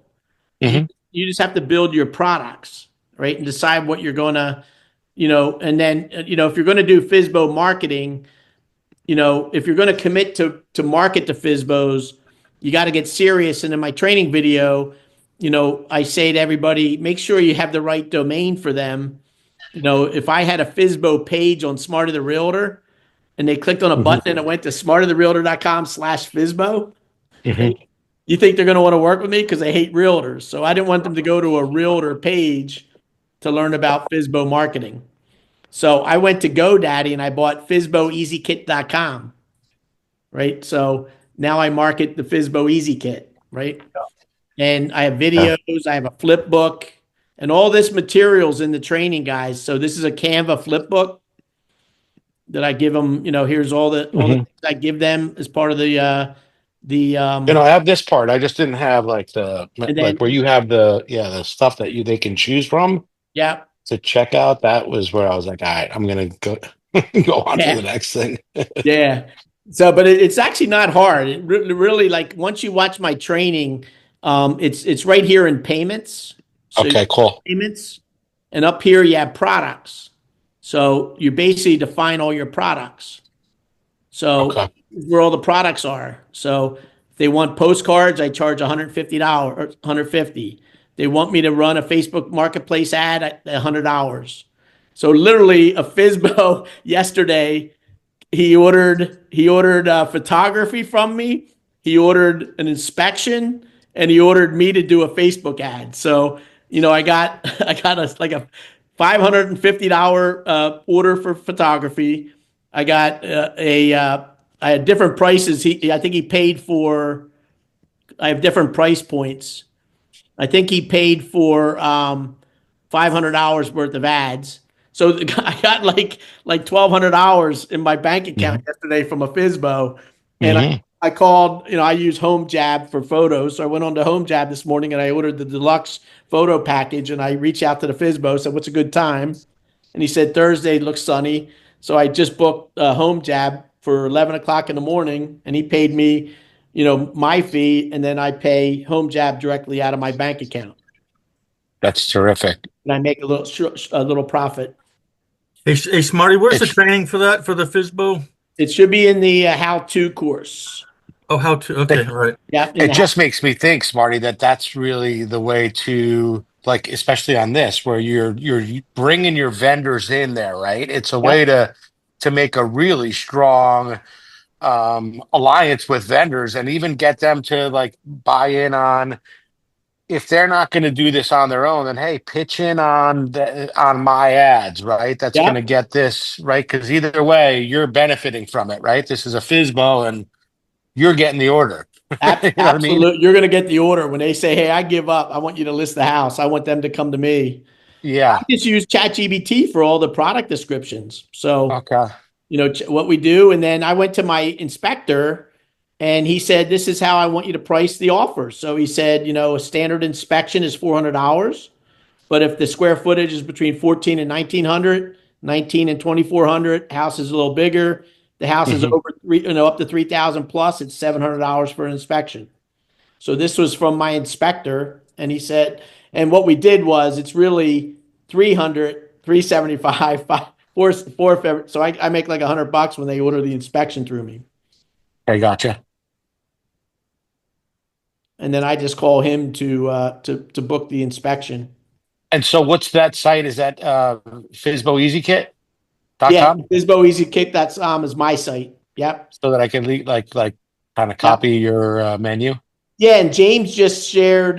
James, in fact, if you're still on, if you don't mind, I'll put your images up in the community. Oh yeah, add those. James just shared a bunch of. Let me see if I have them here. Yeah, here they are. He did 3 freebies that he just added to the shopping cart. So InstaShow, you guys are going to learn on Friday. They're one of our guests on Friday's session. But he did a social media shoot for free, and he also did a Cuba Casa floor plan for free. So he added 3 freebies at the top of his page to get foot in the door. Right? That's really good, actually, right? Yeah, those are the first 3 products are right there. Then you're good, right? Because you just want to get to the house and meet the guy, right, or the girl, and say, "Hey, I'm coming in to do a complimentary scan for you." The other thing I'm going to do, I'm going to follow that Austin James Rankin guy that's in Tampa. I guess he brand new in Tampa, and he got like 50 listings in the first year. Yeah, first 7 months it was like he moved in there in like March, and by the end of the year he had like 57 listings or something. With doing what? Sorry. Yeah. FISBO marketing. So what he did, that's how we got the idea, Andrew. So do that, but he also. He did a Matterport, was what he delivered, But I said we don't need Matterport anymore because we have Kubicasa, and I want to be at the house and just do a free walkthrough, and I'll give them a 3-dimensional walkthrough. That's great. You know, and he was going to the FSBO's open houses. So that's what I'm going to do. I'm going to go to the FSBO open houses. I'll take my Insta show signs. Be like, hey, this is free to you, because I might get, you know, unrepresented buyer leads, but it's free to you. They get to schedule their own showings. Well, we would kind of control that, but you'll hear more about that on Friday. Yeah. And then I'm going to offer the social media video walkthrough. Just, you know, give, and then he leaves a folder behind with a long bio about himself and some. Yeah, I think what we could do is, James, So- we could print the flip book into a PDF, and then you have a PDF that you have as a leave behind that has all the services that you offer FSBOs, a little bio about yourself, and then you know how you help FSBOs with all the services that you render. I think that's an awesome. That's a big market, guys. Oh, by the way, have you guys used Kubicasa? I just tested it on my. Oh, I've used it on at least 15 homes right now. All my music videos are all Kubicasa, and they're all my houses are empty, and Kubicasa decorated the house, and I put music to it and a walkthrough. Oh, you're doing. So the thing with Kubicasa on the MLS is that we get for free. Is that like a basic thing, and then there's an upgrade from that? Yeah. So the scans are free, and then they have upgrades. So like if you want a full floor report, it's like $15. Okay. Want the next level, it's $40. Like for all my listings, I spend the full $80 and I get a 3-dimensional. It's well worth the $80, no doubt about it. Gotcha. It's worth the $80. Cool. How do you And get it's it? really Campbell and everybody, I'm doing my big house on Friday. So this was the person that lost their wife. They're doing the trade-in program with me, so that we used Annie Mac, cashed the keys. He found his other house. They're going to settle in April. And he called me. He said, I'm ready to put my house on the market. It's 1.2 million. It's 7,800 square feet, and it's got an in-law building on the property, which is another 2,400 square feet. So I'm going to be doing multiple scans with Kubicasa and then stitching together with wheels, and it's going to be cool. Smarty, one of the things that we're doing based off what we learned from the AI class, the virtual staging, we're using 3 different types of interior decorating to appeal to different types of buyers. So rather than just showing one style, we're showing like 3 different styles. Yeah. And what's nice about that, Campbell and everybody, is that platform is you could have as many versions as you want. So you upload the image and you say, give me a modern, an Art Deco, a classical look, right? And then you have all these different images. But I do that for all my listings. All my listings. Looks like Charles fell down on the job. Yeah, he's laying down. You got you sideways there, Andrew. Charles, you fell down on the job. You're sideways. All right, guys. Anything else? My wife was making me a nice dinner for our anniversary today, so I'll give you another like half hour, but I'm gonna carve out about 5:30 for dinner. Hey, Smarty, are we gonna still try to give each other Google reviews in a organized manner? Yep.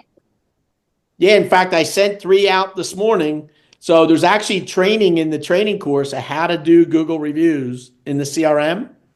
So if you go into the training course, the how-to course, type in reviews, and you'll see a beautiful training I did. And it's a step-by-step of how to set it up in the CRM. I'll just share my screen and show you. So in Smarter the Realtor, what you do is you come down here in the main menu to reputation, right here in your menu. And in reputation, you have a send review. So if I want to send Sue a review, Sue, I'm going to send you a text and an email. And so we input everybody from our group here in there. Is that what you're saying? Yep. You want to put everybody in your group, in the group. I'll share my list if you guys want to put them in. But over here, requests.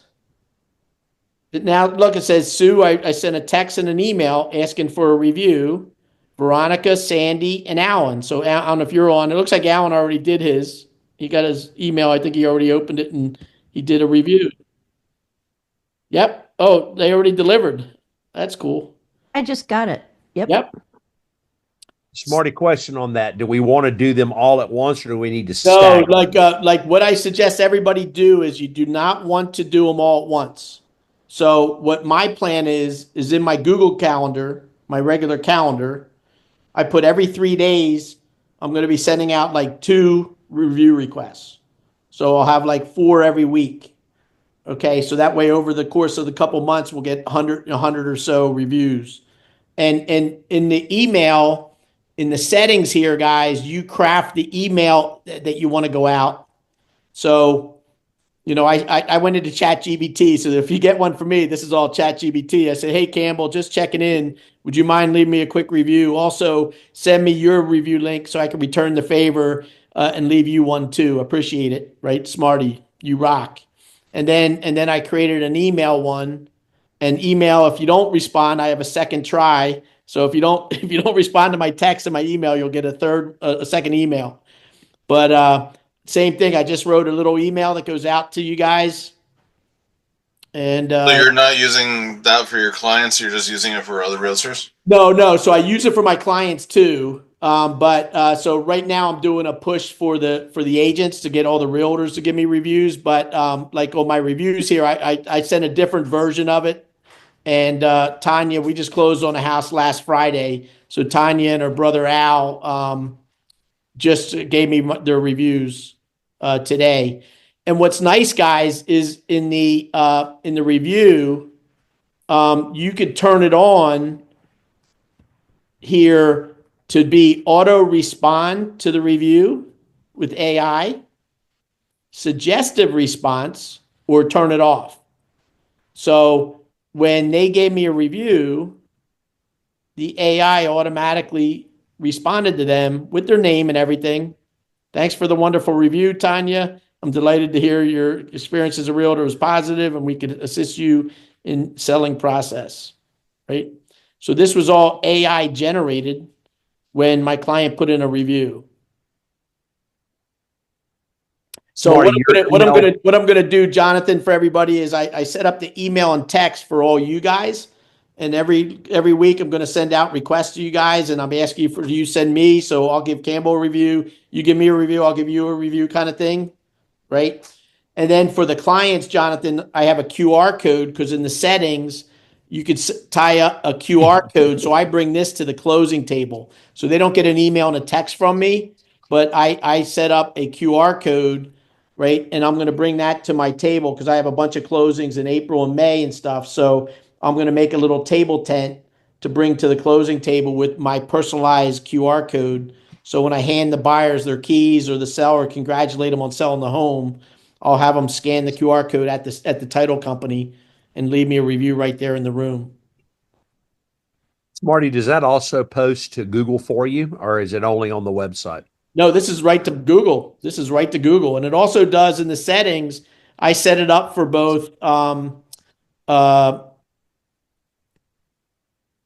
my reviews, overview? I set it up for both Facebook and Google. So it'll go to both? It'll go to both. Well, and then what's nice about it is there's the widget. So in the widget here, then you could add this widget to your website and it's dynamic. So all the reviews will show up as they come in.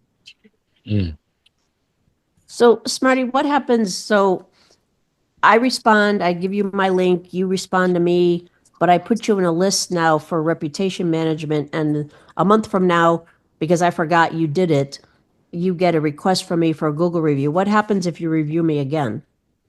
Oh, so I made my own personal tracking sheet, Sue, who I sent it to, but I also see who I sent it right here. Right. Oh.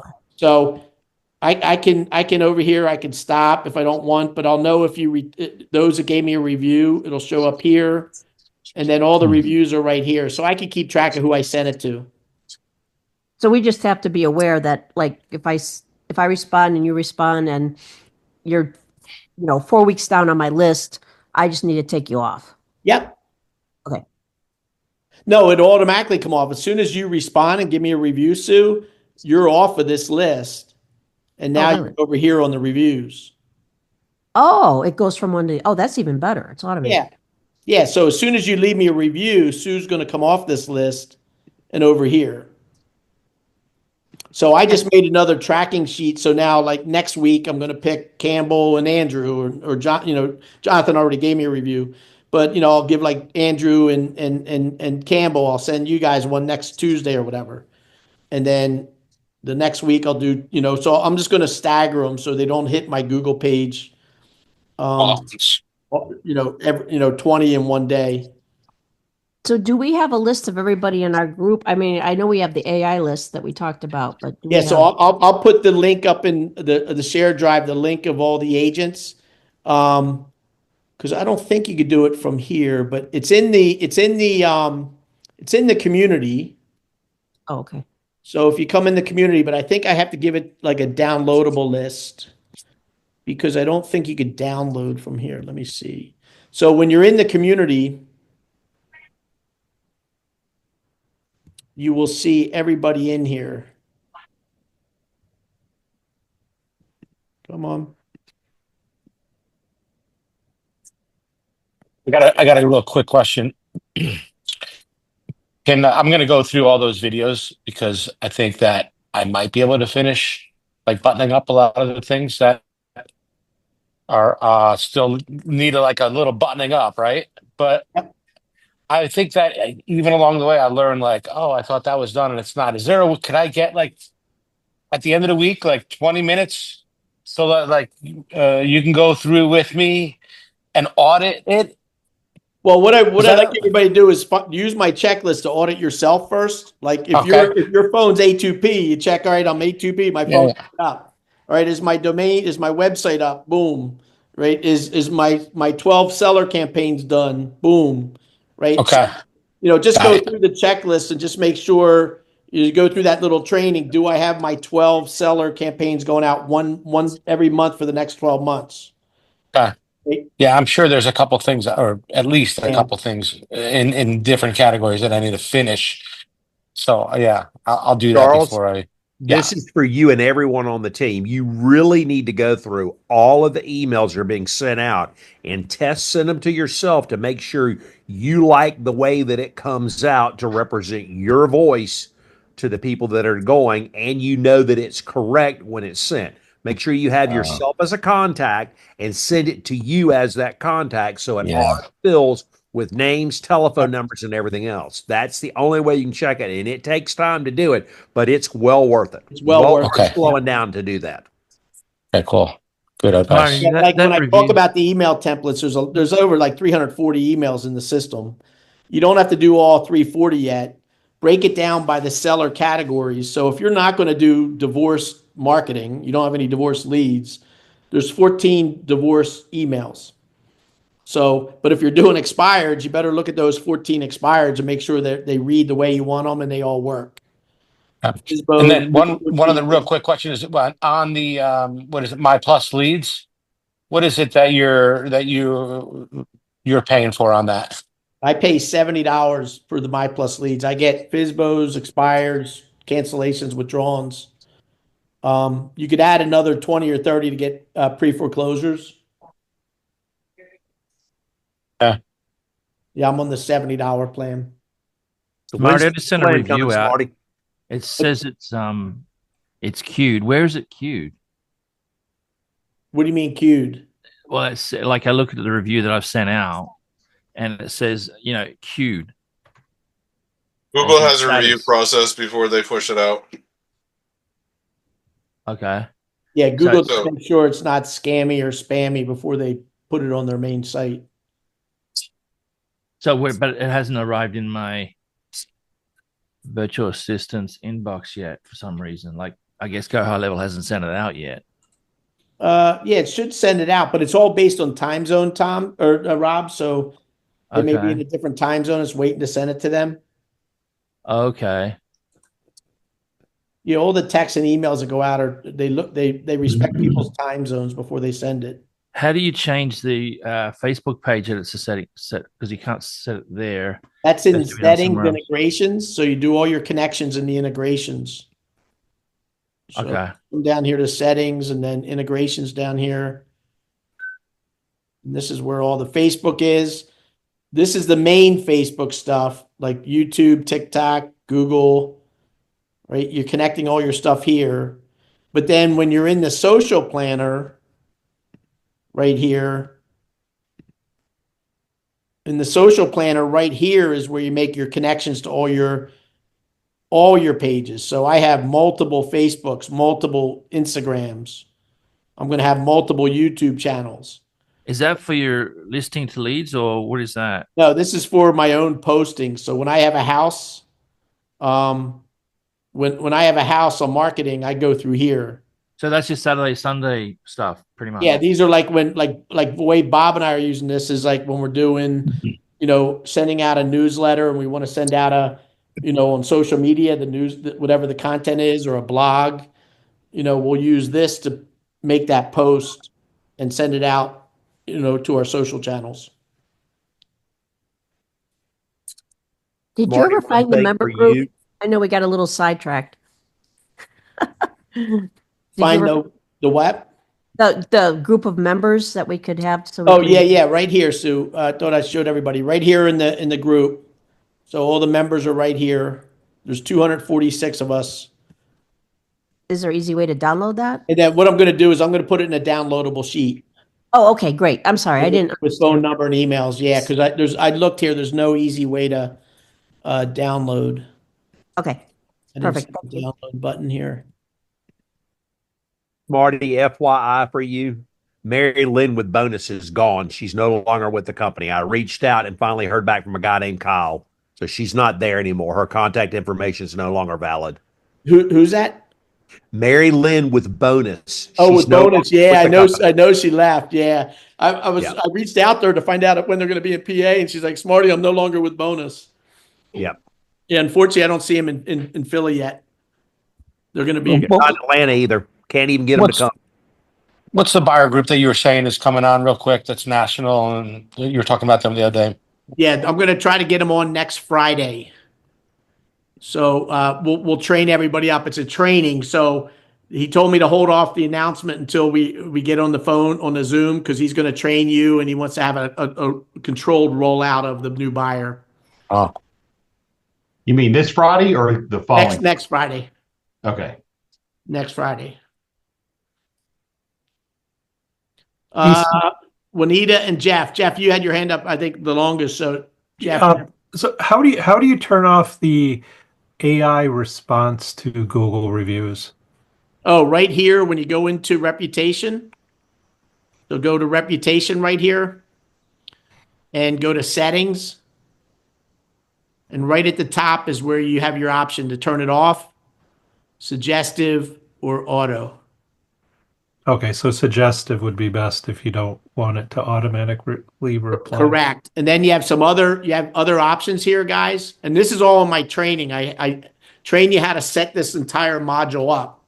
It's like 14-minute training video, but you'll get your whole reputation set up easily. So in here, you pick your sources. Down here, you could say, I only want to auto respond to 5-star or 4. So if somebody gives me a bad review, I don't want it to auto respond.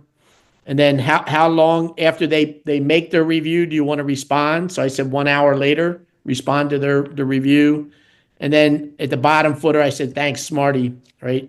So I just put a message at the end of the review. Okay. One other thing for Google reviews, it seems like tit for tat reviews where if I review you and then you review me and we do it within a short time period, Google got smart a while ago and it deletes those reviews. Oh, it does, Jeff? I didn't know that. So the way you can get around that is if you have a different profile other than what he's reviewing you on. Like, right. So, but it's just something that you can't just if you wait like a week or a month, then it doesn't seem to trigger. But if you do it too quick, they seem to know what you're doing. because we did that with Josh's group a couple years back. But we've gotten it to work again. But you literally have we've tried like 3 or 4 weeks between reviewing each other. Yeah, so as we send them out, guys, let's just have a policy that, I sent out you, Sue. So if you give me a review, Sue, I'm going to do like a plus 3 weeks or a month, and then I'll review you. So I'll just I'll do a revolving, I'll set a reminder out, who I need to review. Because I experienced that as well. Jeff is correct. Yeah. Yeah. So if we spread out the reverse review, that'll be good. Yeah, and it might actually be review a different person so they're not in order, or do it in reverse order, because it probably knows that the next review you do, if you did was the person who reviewed you, that's an easy algorithm. Yeah. Weren't we using Dub to do some reviews as well, Smarty? Yeah, Dub's another way to issue a review. Yeah, but for me, I think it's like for all my closings, Rob, I want to do it right at the title company with a QR code, not a Dub video. Just scan my QR code and give me a review. But I also have a Dub video where I'll send out a video to my client if I didn't get it at the settlement table and say, "Hey, really enjoyed working with you. Down below is a button. Would you kindly give me a review?" They can do a video review for you as well there, right? Mm-hmm. Yep. Yep. Juanita? Hi there. So quick question for you. What are the best fix and list programs right now that you're seeing are doing really good? And has anybody used Re-Up by chance? Re-Up, I have not. So the ones I've used on 3 or 4 houses with Curbio, but Curbio's changed their business model a little bit, so I haven't recommended them. Yeah, they're not here, so can't use them. And then about a month ago, it's called Renovation Cells out of Chicago. Mm-hmm. And if you look in the training course, Juanita, search renovation or renovation cells, or just search the library in the mastery course. Uh-huh. It was about a month ago, maybe. That was a really good one. That is a franchise model, and they have like 48 franchisees around the country. Okay. So if you're lucky to have a franchisee in your town, you're good to go. Or you can recommend and get a franchisee set up in your town. So, like here in Philadelphia, Juanita, in Lancaster, which is about an hour and a half from me in center part of Pennsylvania, there's a franchisee out there. And we talked to them, and they said if it's closer to them, they may travel and do the project, but they don't want to come to Philadelphia. But I got 2 vendors in Philly that want to sign up as franchisees. So we're going to bring our own franchisee, and if you bring the franchise to them, I think it's like a $3,000 or $5,000 bonus you get for bringing them. Oh, wow. In your town. Well, that's pretty cool. Yeah, so we have some really good contractors that want to participate with their program. Yeah, I'm starting to work with more people in that boat, but so I'm assuming Zudilio's kind of out. What about Zoom Casa for something like that? Zoom Casa doesn't really do a fix and they do a fix and sell, but it's a double close. So they're going to buy first, give you some money, they'll fix it up. Like all my listings right now, Juanita, are with Zoom Casa, and I have one with the Zudilia guys. But that's similar to a fix and sell, but the seller got a chunk of money in 20 days, and now we're in renovating the house, and we're going to put it in the market in April, right? As a flip. So the one listed in Falcon, when you put an address in there, it gives you the fix and list, but I don't know who that is exactly. Do you know who that is? I think what it is, I think it's Zudilia is the one that's pushing that out as a fix and list. Okay. Then depends on where you are in the United States. Check out Revive. Revive is another really good one, but they tend to be more in the center or western part of the United States. They're not on the East Coast. Okay. So Revive looks like a really good player. Awesome. Thank you. Appreciate it. Absolutely. Yeah, they're definitely needed. You have those situations where you want to put money back in the client's pocket, fixing up the property. Yeah, I'm definitely running into more of those, and it doesn't make sense on a lot of these houses that have equity in them to hand them over to a regular investor that's just going to take their equity. Yeah, absolutely. Absolutely. So there's a couple things we're going to be doing, guys. So I'm working with Joe to get Falcon into the menu. So look to make that happen. You know, we're going to make that happen as soon as Joe allows it. But the cash offer, if you're on my system, you know, you come into the cash offer platform and you click up here in the menu and you'll see the Falcon beta right here. So when you log into your iList, you click on your email in the top right, and then you get the Falcon right here. So then you just put in your address, 354 Newbury Court, and you say, get me offers, and it's pretty quick, and you get the offers right away. So it's turning those offers, and usually in less than like 15 seconds, I have all my offers. Whenever Hey, he Smarty, does, Smarty, whenever he look does at this, we're not look going at to do your any kind of new URLs, are there? The same URL as before whenever he refreshes to Falcon. As far as cash Well, it's the Falcon itself is let me go back here to the beginning. Sorry, I didn't mean to step on whoever just spoke. Sorry. Yeah. So yeah, it'll be a different URL going to the cash offer than Yeah, what we yeah. have It's a different URL. Okay. Because that's. But let me see. Joe may have actually fixed it. Let me see if it's working. So if I click on that.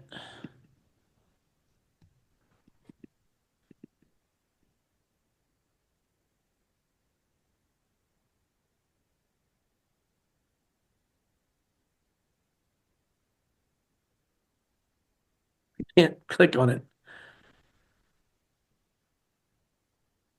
Oh, there we go. Here, let me see if I can make this work. Let me go in the back end and look this up. See, Joe was supposed to fix it today, but I haven't seen it work yet. So we'll see in real time if it works. Smarty, it's Chris. So I was on the training last week with Joe, and I tested an address. I'm just curious what everybody else's experience is. So it's low. I saw the list. Sorry. I saw the list of offers that came through really quick. And then I clicked on one for details. And what came back was really different from what was showing on the first screen. So you're saying that after you said I want the offer? Yep. Like say initially the offer was 465,000. And when I said get details, it was like 400,000.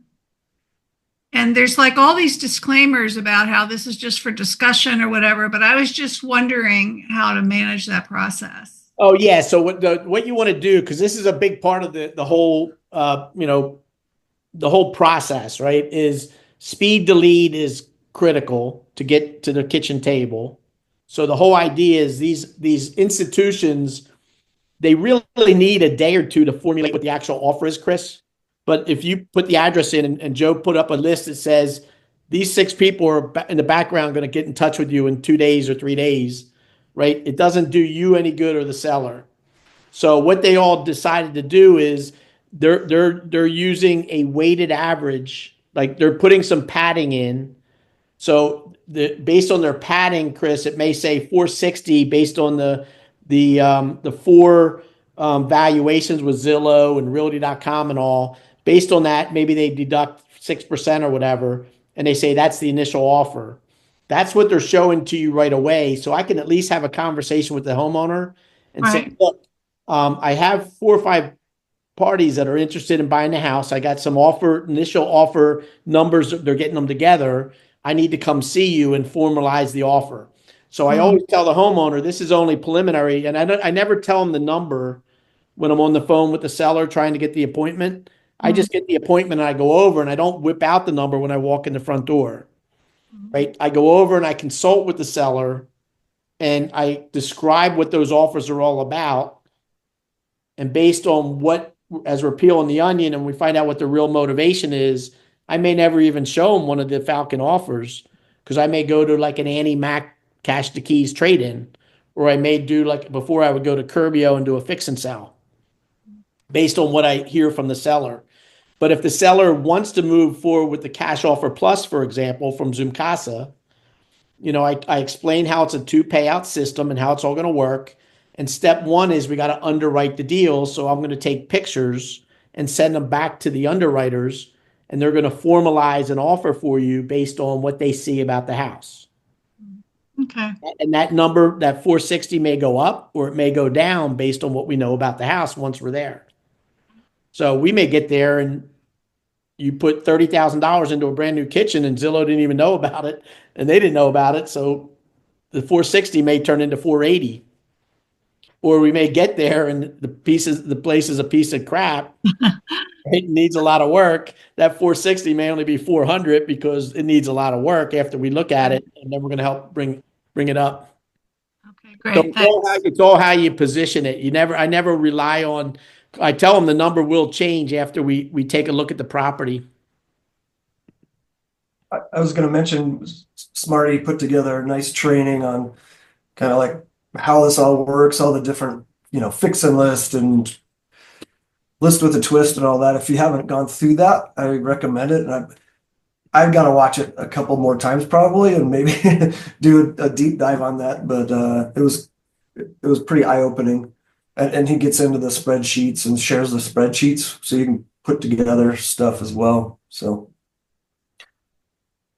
Yeah, if you guys don't know where that is, that's in the mastery course, where all the replays are at the bottom. I have a section about how to talk to sellers. There's also some interviews, and I want to really start the interview process again.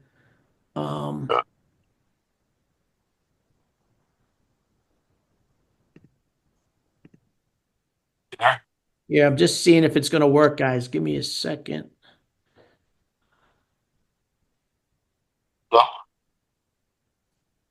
Oh, Charles, you want to mute? sorry. Oh, well, I think I came down with cold. Oh no. I'm coughing and I feel like I have a fever. Okay. You need to take some Tylenol. Okay. Well, Maybe I'll get over it. yeah. Okay. Well, let me know if you need anything. Do you have Do you have any medicine? Where's Tony? Carrots and all that. Oh yeah. Feeling well. Looking for Tony. Okay. Let me know if you need any medication. Mute Tony. Mute Tony. I got him. All right. Cough medicine. Got interrupted by doctor consultation. Yeah, So I've taken that. Oh my God. Dr. Flores. Oh, baby, guys. All right, here we go. So I'm going to put it in everybody's account now. So let me share. Let's see if it works. Falcon Live. Falcon is in the menu. So nice. I just put it in Smarter the Realtor. I called it Falcon Cash Offers. And now it opens up here. So now if I do 367 Newbury Court. Typo. It works. All right. So I will put it in everybody's menu after we're done here, guys. So you'll look for a new menu called Falcon Cash Offers. Okay. Hey, Smarty, are they going to fix the view thing? Wait a second. It may not be totally baked. So yeah, it's not ready yet for prime time. So I'll check with Joe, but it's getting there because he on the cash offers, it is coming up. So our trigger links don't need to change, do they, Smarty? What's that? Our trigger links don't need to change or anything like that, do they? Not yet, Rob, because you don't launch an address from a trigger link from a URL now. It's just you enter it in here. Version 2, because he's coming out with 2 very quickly on Falcon. This is version 1. He's adding a lot more features, and one of the features is we're going to be able to launch an address into Falcon from an email like we do now. Okay. So the cash offer and home value page is going to get retired to just a Falcon view. Okay, but it's not going to be seamless. It will be seamless. Yeah. I guess what I'm saying is Do we need to change anything? Are we going to have to Not change yet. anything? When it happens, I'll teach everybody what you have to do. Uh huh. So there'll be an update. We'll do a session. We'll do a Monday or Wednesday session when it's ready to go, and we'll There's have. no way. There's no way he can change the back end, so we don't need to do anything, and we just get they just get the new view. Is that not possible? No. You're gonna have to change 2 fields, Rob. It's gonna take you 2 seconds to change the fields. And maybe the URL to get there, but well, I don't know. I Yeah. mean, the URL on your sites. Yeah, your URL. Yep. I'll have teach to everybody change. how to get the URL, and then there's 2 fields you're gonna update, Rob. Yeah. This works. Marty, do you know if he's gonna have you talked to him about the wording in the descriptions where it mentions the names of the vendors? Yeah, they all should be ripped out. So I think he is. I think he was still scrubbing it, but there shouldn't say anybody's. What Jonathan's talking about is we had them in the. Yeah, these aren't working yet. When the links that he builds. Let me go to the real one. So over here in the links, when we're sharing it, the links to The seller. the seller here. Yeah, he already did it here, but I think when you say view details, it was still showing It says Zoom cost right there. Zoom Casa right there. So he's getting rid of all this stuff. So when we share it with our seller, he got rid of the column here that used to say Zedelia Zoom Casa. So if you look at our view, this is what we see. So we know who the buyer is. But when the seller looks at it, they don't see who the buyer is. And what Joe's just doing is cleaning up all these descriptions. So the description should not say the vendor's name anywhere here. Marty, will he be offering just a home value page for Falcon also that just does the 4 values? I believe so, Campbell. I think he's going to Because be. we still need that for the website to have. Yeah. Yeah. Yeah. What I Also, I want this as a widget so we could have this on our website. So Be nice. yeah, you can send it right to the seller with a widget. I mean, is he going to include it? Is he going to do the widgets like we have right now for V2 on the Falcon? Yeah, that's the idea, Jonathan. He's going to start opening it up, so it's going to ultimately replace everything that we had in the old iList. So a widget for the website, if they put their address in, it'll be Falcon that opens up. So is he rebranding completely to Falcon? Is that what this is? I believe so. Yeah, I believe so.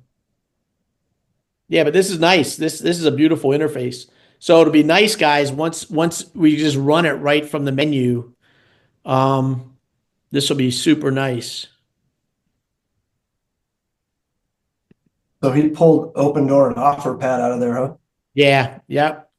You were saying in that training that they'll go around These us. guys are snake. They all have realtors on their team. They take your listings.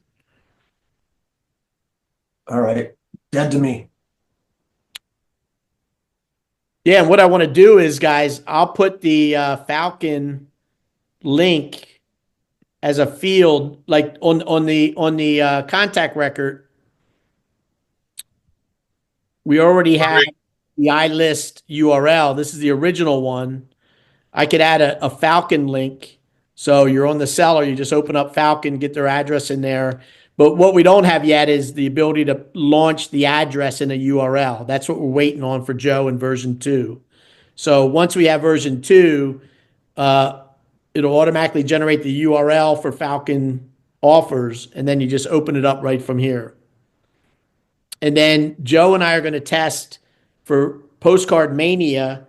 I'm going to add a home picture URL that Joe will automatically update and go high level with the URL for the street view or the satellite view picture of the house. So that way, when you're doing postcards and Postcard Mania, you could use that parameter so that you send out postcards. Every homeowner will get a unique dynamic QR code and a picture of their house right on the postcard. Do we know when we're going to get that 50 state buyer? That's going to be next Friday.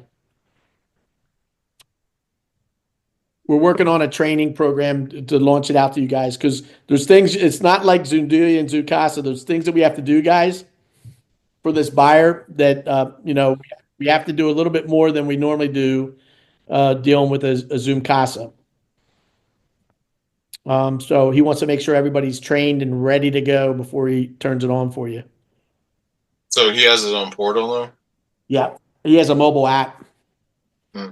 So a mobile app. So like on Thursday, I'm getting photographs on that 1.2 million. I'm going to be putting his house on the mobile app and get him underwrite a cash offer for that seller as well. Cool. 82 to 85%. How is he going to be if like we use him kind of like as a lead gen, like we run it, he presents the offer and they never go with him? He's playing with Joe, so I hooked him up with Joe, and Joe's going to be feeding him into Falcon. So you're going to see him right here on the list. Mm.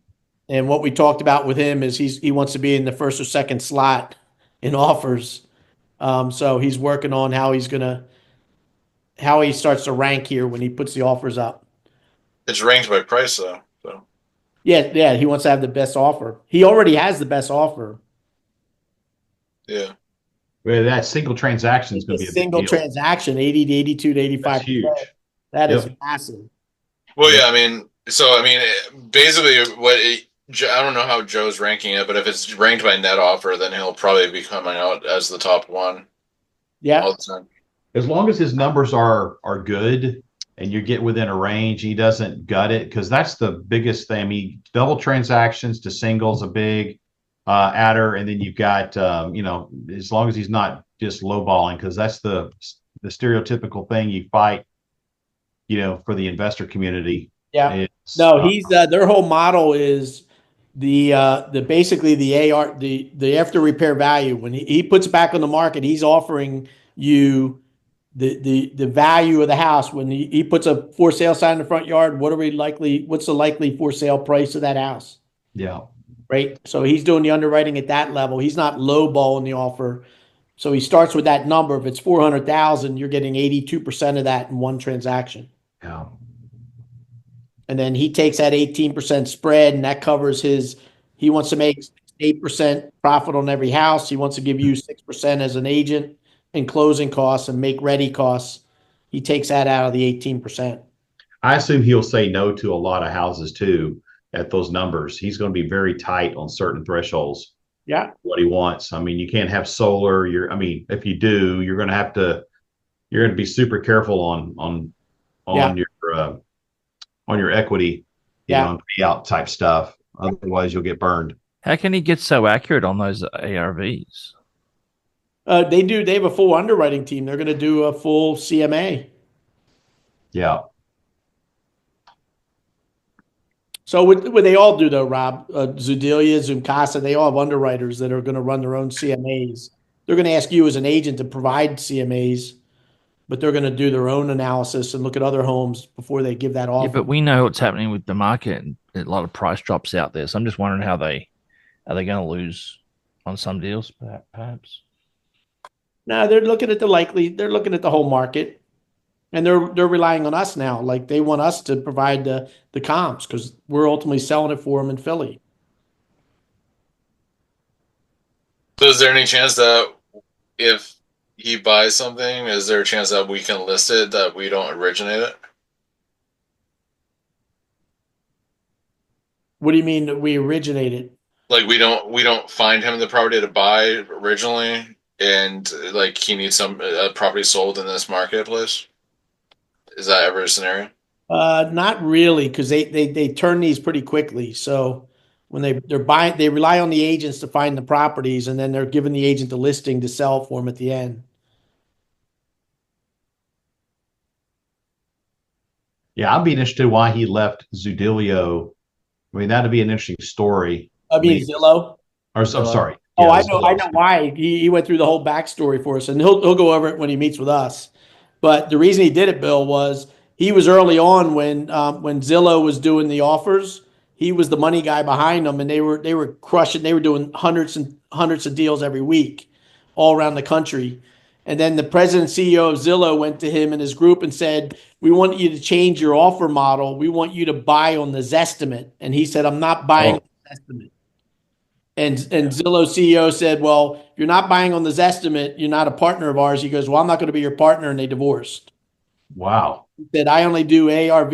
I do CMAs and I buy on value. That's all I do. I'm not trusting your Zestimate. Yeah, I don't trust their estimates at all. I mean, those things are off. All over the place. The drunk Yep. monkey throwing a dart at the dartboard. Every once in a while, the drunk monkey hits the board. Yeah. Yep. But more often than not, the drunk monkey misses. Yeah. That's why he walked away, Bill. He said, I'm not buying on Zestimates. No. Now, Smarty, one thing we did see when Zillow was buying homes in the market, they tightened up their Z estimate quite a bit. And then once they quit buying, they went back to their original algorithm. Yeah. So he's going to play on the level, like Open Door. I mean, that big national level is this guy's got that kind of funding. Yeah. I mean, it sounds like he's much larger than the Zudilio kind of guys. Oh, yeah. He's going to be able to pull the string on a lot of deals. Yeah. He's planning already big things for us in Philly. Like Tom and I got trained and we're already feeding them houses and stuff. And I'm hoping to get an offer for this $1.2 million seller this Thursday. He wants to move properties. Yeah, that's good. I wonder how many agents he's working with right now. Well, Berkshire Hathaway is exclusive with him. So Okay. Berkshire Hathaway across the country. But he said of all the agents in Berkshire Hathaway, like less than 1/10 of 1% of the agents actually know how to spell cash offers. So he goes, while we have a big brokerage, that's why he's so enamored with my group and Joe's group, because we're all in that game doing cash offers and creating financing. So BHHS a lot of properties through the ProEdge CRM group and Joe's group at iList and at large, only because we're in the space already doing it. Yeah, that's cool. So BHHS will be Compass soon. Yep, that's right. Man, all right. All right, guys, I'm going to be a celebrated dinner tonight, so I'll have this up. The ones from Wednesday are up there. We didn't have one on Friday. Wednesday we'll do some marketing stuff. I don't know what Bob has planned. I'll check with Bob for Wednesday for listening to leads. And then on Friday we have this new player in town, Insta Show. They're going to give you a little presentation around new ways to book showings. Smarty, I sent you a text from stuff we were talking about earlier today for you to review. Just let me know what you think once you're done with it. Yeah, Smarty, I got a call set up with you on Wednesday. New workflow that I'd like to sort out with you. Let's do it. Yeah, get your about pages, get your communities up and running, guys. The communities are awesome. I just went into Grok and Grok created an incredible community page for my. Well, in fact, I think Campbell, you were on, and James. I picked Northern Liberties as a neighborhood in Philadelphia, a really popular one. So that's my YouTube channel I'm going to build. So I have the YouTube channel Northern Liberties, and I got the Northern Liberties community page. I'm finishing it up. I'm going to have that live tonight, and that'll be where the YouTube channel points to with all the homes and stuff. You'll like what I did for a home value website to be able to use with that neighborhood idea that you're doing. Yeah, nice. If you can R&D what I did, rip off and duplicate, I'll gladly share it with you. Nice. All right, guys, have a good one. I'll see you right. join on Wednesday. If not Friday, we'll do our mastermind. See you soon. Are you free in the morning at all, Smarty? Tomorrow, yeah. Reach out to me. Around 11? Should be 10 or 11. I'm trying to get our friends on with me. If you want to be involved. Yeah, 10 or 11. I'm good. Right. At noon, I'm doing that. I have something at noon and something at 1:30. Okay. All right. Talk to you later. Hey, guys. See you.